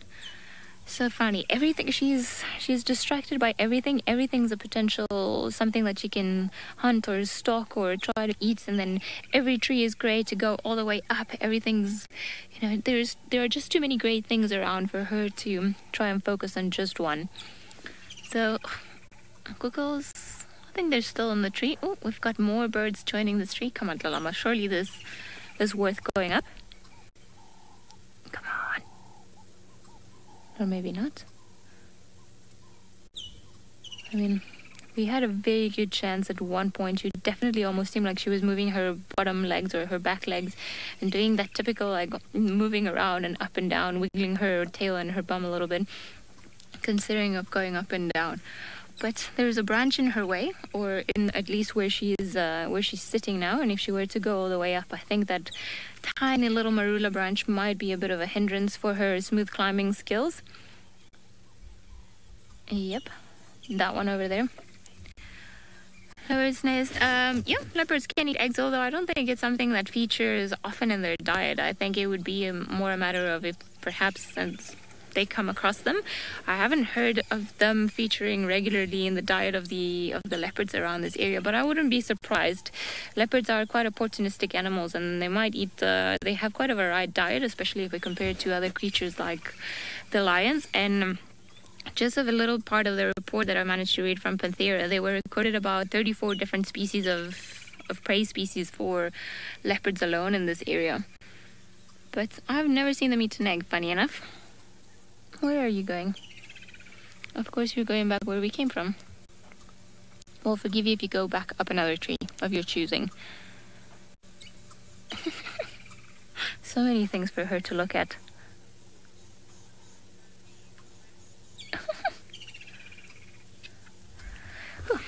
Okay, we're gonna carry on trying to follow her around, see where she goes, hopefully into a nice termite mound or anywhere else. But while we do that, we'll send you guys across to Tristan, who's with a lazy hyena. Well, I feel like we're having the complete opposite morning to what Ali is having, in that she's having to drive and keep up with Tlalamba, and Tlalamba is doing all kinds of things, and well, we're just sitting here peacefully waiting with a very sleepy hyena that's not moved a muscle, really. Well, I suppose since you last saw us, it's rolled onto its side, like we're saying, a lot more comfortable to sleep like that. But really hasn't done too much at all. I mean, and there's been no sign of Corky coming back this side. So at the moment, we're just in a status quo, and we're just sitting and taking it very easy and hoping that at least the little ones at some point might decide to grace us with their presence and come out. At this stage, though, it looks as though for all money like we are going to probably in all likelihood be quite disappointed. But that's okay. We'll hopefully eventually, like I say, get it right.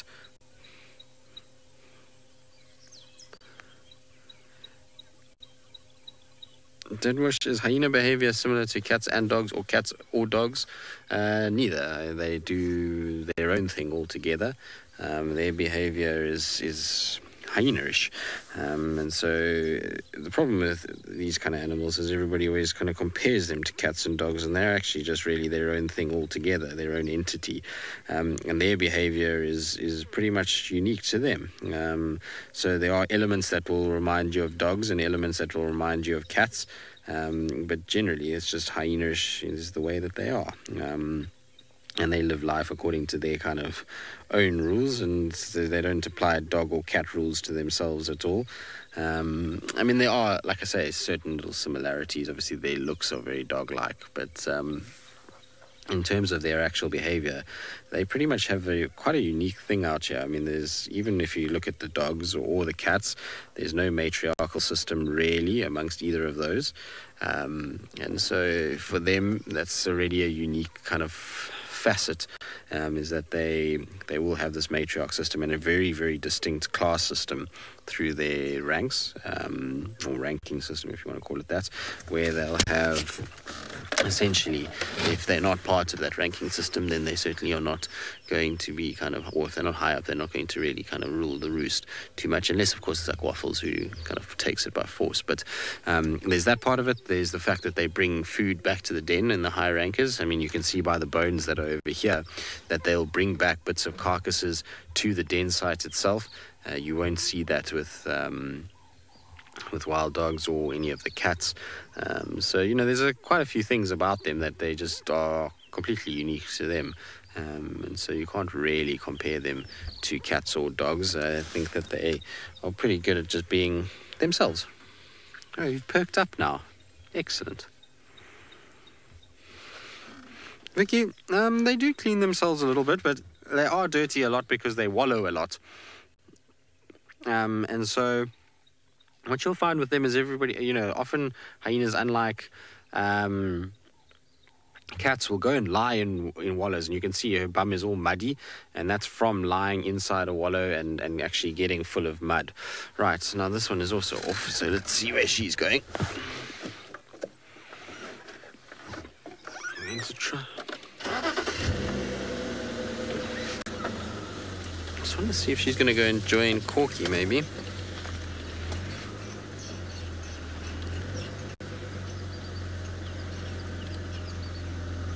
No. I can see Corky's out now as well. Alright, well, we're going to try and see what these guys are up to and see where they go. In the meantime, though, I'm going to send you across to Columba. Been giving us the runaround. Every time we think that we've managed to find the direction where she's going, she turns and she goes into a different one. So at least she jumped on a fallen over tree, and I think it might be worth waiting because there we go, another tree. All right, let's just quickly see if we can move around. I'm pretty sure this is going to be the easiest way to try and follow her. Sorry, don't want to get in the way of anyone. Alrighty, Tlalamba, we're on our way. Whew. What a block. There she is.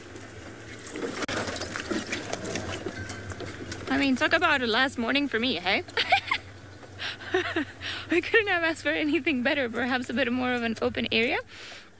She is coming there into the open. The road is not too far, so I am hoping that she's gonna walk in there. That she might walk onto the road just to make things easier. I do want to get out of the way for the vehicle behind me. All right, there we go. Okay, cool. We're gonna go back onto the road, see, or actually onto here if there's a bit of a gap to see if we can see her again. Nope, massive fallen over tree. Cannot do this. Are you gonna go? She is somewhere in here. There she is. So she's coming up there. I'm actually gonna switch up and we're gonna wait for her here. It's nice when you cooperate with us. Ravinda hasn't really been easy. It's been a lot of teamwork between Rexon and his tracker and Davi and myself just to see who can spot her when she's been moving around. So often when animals are moving in such thick areas, it's a little bit of, you know, being able to drive and not being afraid of the trees, but also just more eyes out looking for her. It's a lot easier than if it were just the two of us. If it were just David and I think we would have managed to keep up with her for a while. But there was one spot where we were not sure where she had gone into. Now there's also a termite mound a little bit further there, so I'm hoping that she's gonna come in here. Let's see if maybe we go a little bit forward, if she'll carry on coming here. I mean, I can come in, I hope. There we go. Nice fallen over log for her, nice fallen over tree. I think we're ticking all your things, Lalamba. Ah, there she is.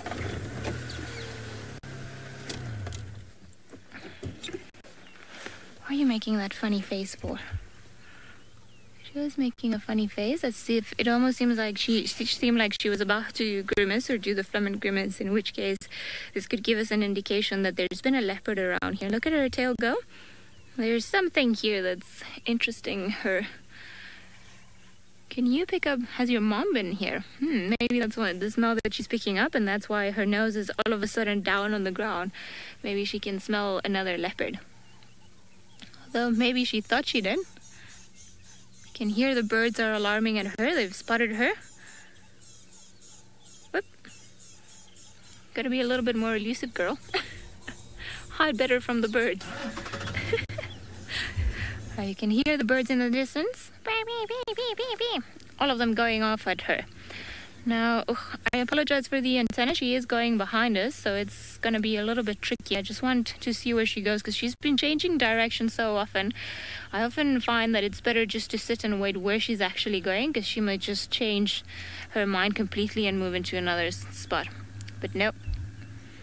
Now she's decided to go pretty much onto the road, so I can see the road from here. So let's hope we're going to be able to get her walking around here. Hopefully no big stumps or hidden surprises that are going to hurt Wendy. Seems like Tristan's back at the den, and I wonder if the little ones are out and about.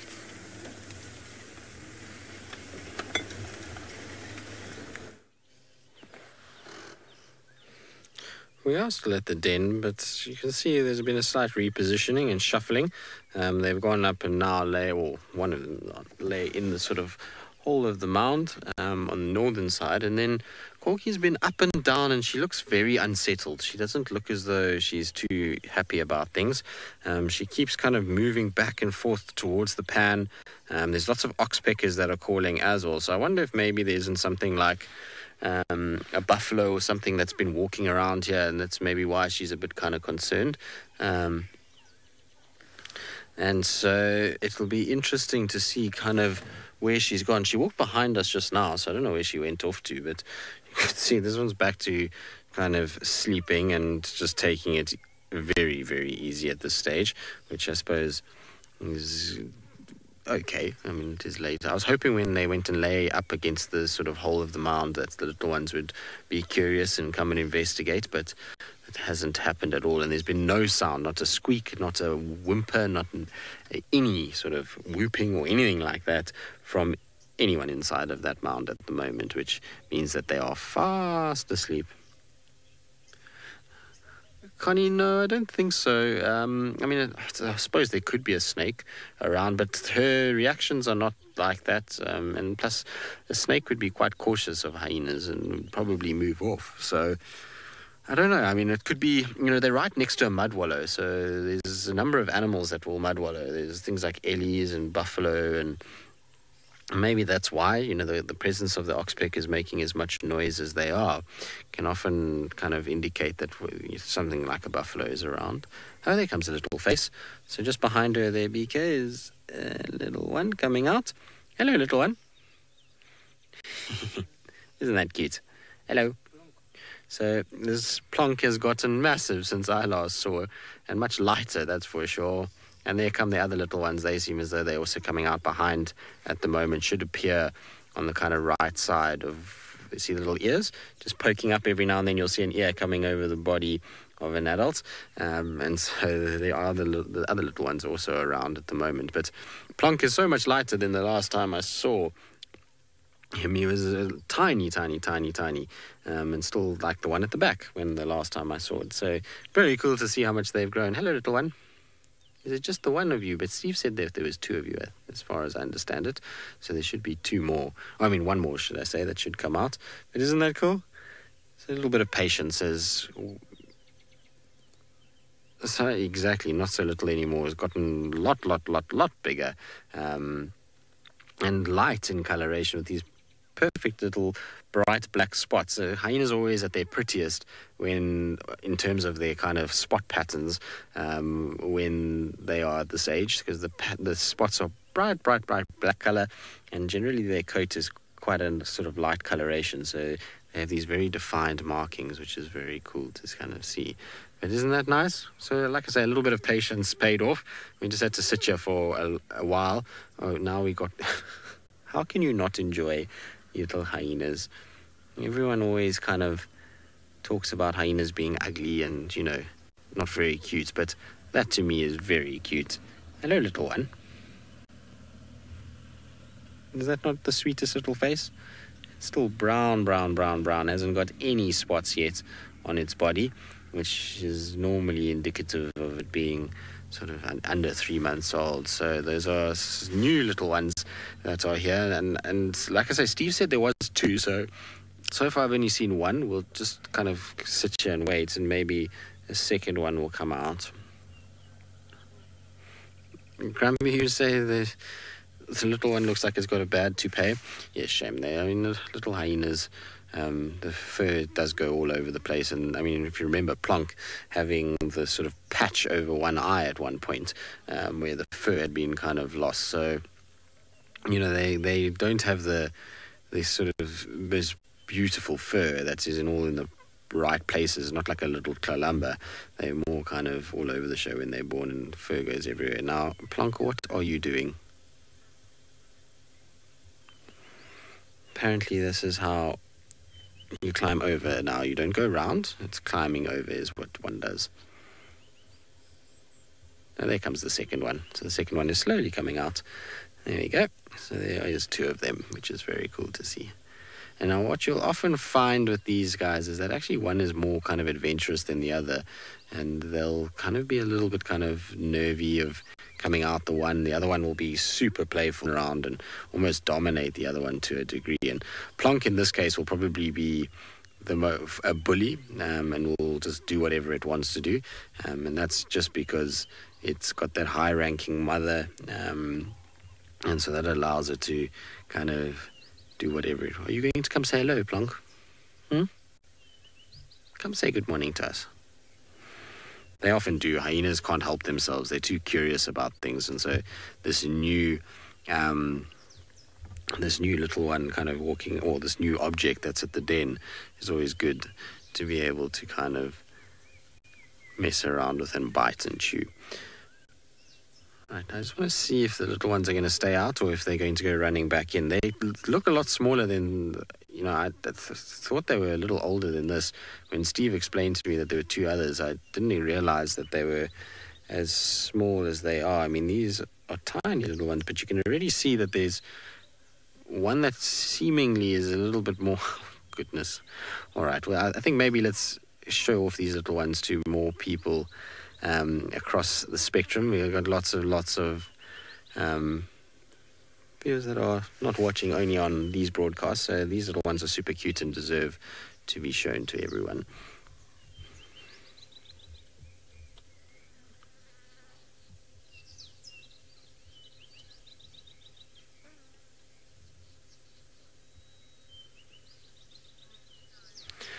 Well, good morning, everybody, and welcome to what is a cuteness overload. As you can see, there's a mother hyena with two new little babies that are out and about. They've just emerged out of the den, and they look as though they are ready to play and to cause mischief, as most hyenas do. They like to kind of cause a lot of trouble at this age. They'll bite things and play and climb and do all kinds of other things. And this poor mother, who is very sleepy, is just trying to have a nap, but they keep clambering all over her and sort of causing a bit of an upset. Now, we are coming to you live from South Africa, and so I'm going to tell you who I am. My name is Tristan, and on camera I've got BK, and that means that we are going to be interactive with all of you. So remember, you can just ask any questions or comments that you have in the comment section below, and we'll try and answer as many as possible.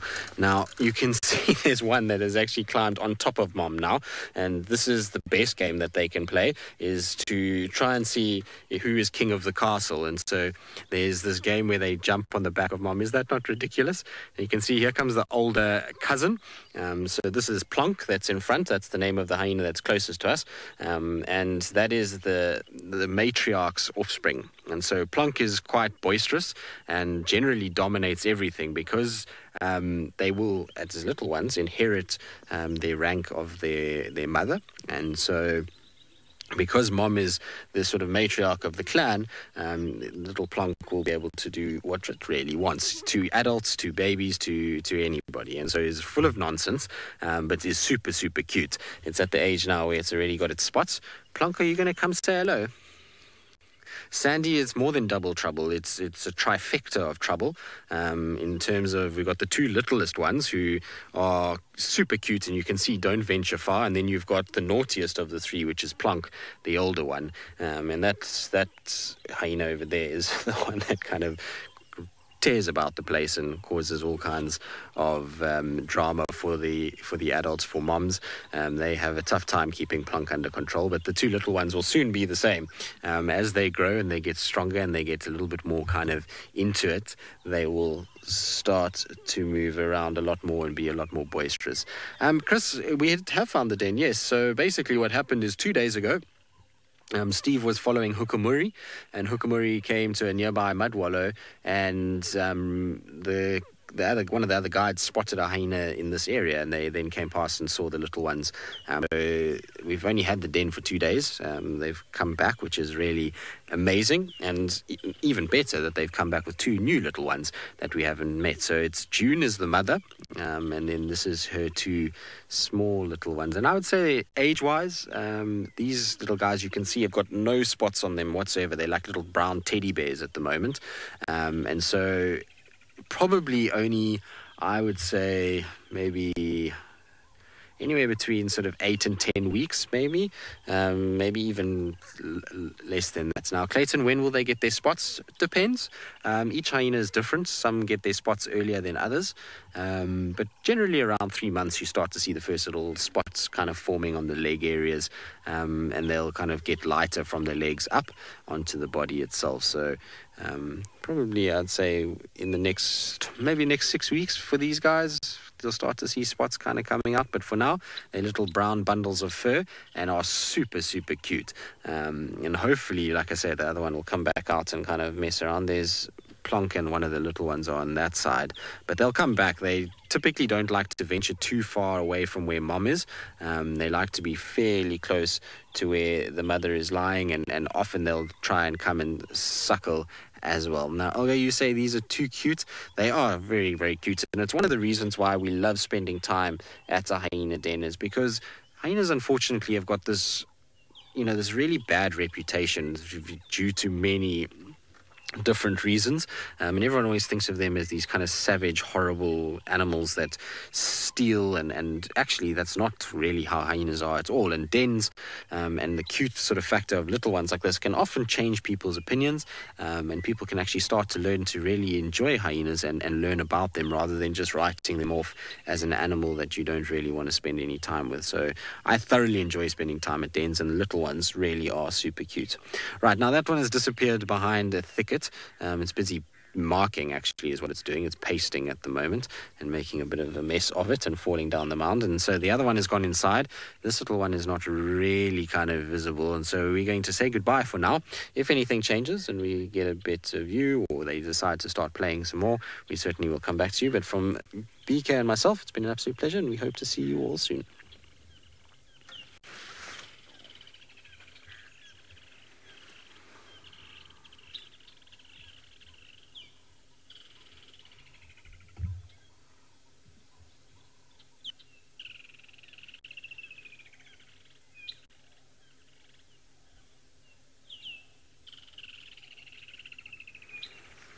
Right, now we're back with all of you guys, which is good, and I hope you're enjoying the fact that we got the little ones out and about. They've been super cute when they keep falling off and kind of going up and down the mounds and generally just being cute little babies. And I'm pretty sure they're soon going to start feeding. The way that June is now lying, she's off on her side, which means that we're going to start to see some suckling taking place probably. Generally when a female hyena lies like this, you find the others start to kind of suckle quite quickly, or the youngsters start to suckle quite quickly. Right, so now we're going to sit with these guys and enjoy the cute factor. In the meantime though, let's send you back across to Ali and Kalamba, who's now decided she wants to be in a tree.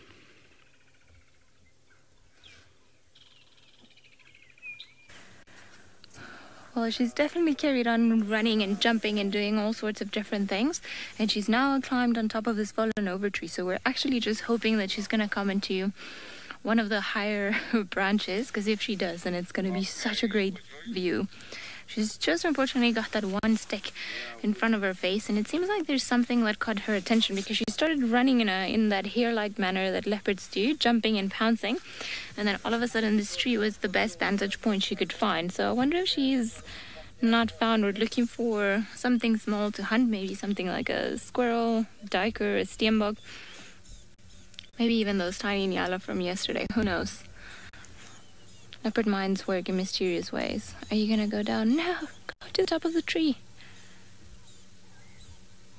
And that was a very ladylike manner of getting down. Much more graceful than what she's been doing the whole morning. Where she's just pretty much been flopping down from the trees. Definitely, you see her demeanor has changed. She's not running as fast as she was earlier, or as nonchalant way as she was earlier, but she's now gotten the scent of something, it would seem. And she has definitely been keeping us entertained the whole morning, that is for sure. There's a tail going. Beautiful. What a stunning morning just to spend with this little silly cat, having the crazies and going up and down. I don't think we could have asked for a better morning, especially after the darkness that we had and just how much we struggled to find any living creatures at 4 o'clock in the morning. Are you going to come back into the open? That would be wonderful for one last view of you. Smelling all the different things. I think it's been a pretty good morning with the little ones. Seems like the hyenas were out and about, Lalamba was out and about. So although we perhaps didn't manage to find other things, or we struggled for the beginning, I think it's been quite a good morning. I definitely, for once, I'm very happy that this was my last morning for a little while at SafariLive. I mean, I don't think I could have asked for a better time with Lalamba, especially a leopard that I hadn't had the chance to spend a lot of time with. Now she's gone behind those trees. Hopefully we'll get one last view of her just to culminate this morning on a very high note. All very happy that we saw her. We can see her belly is not that empty, so she's been feeding, and I hope everybody manages to catch a great breakfast, and especially Lalamba. It's been wonderful being here, and see you guys next time.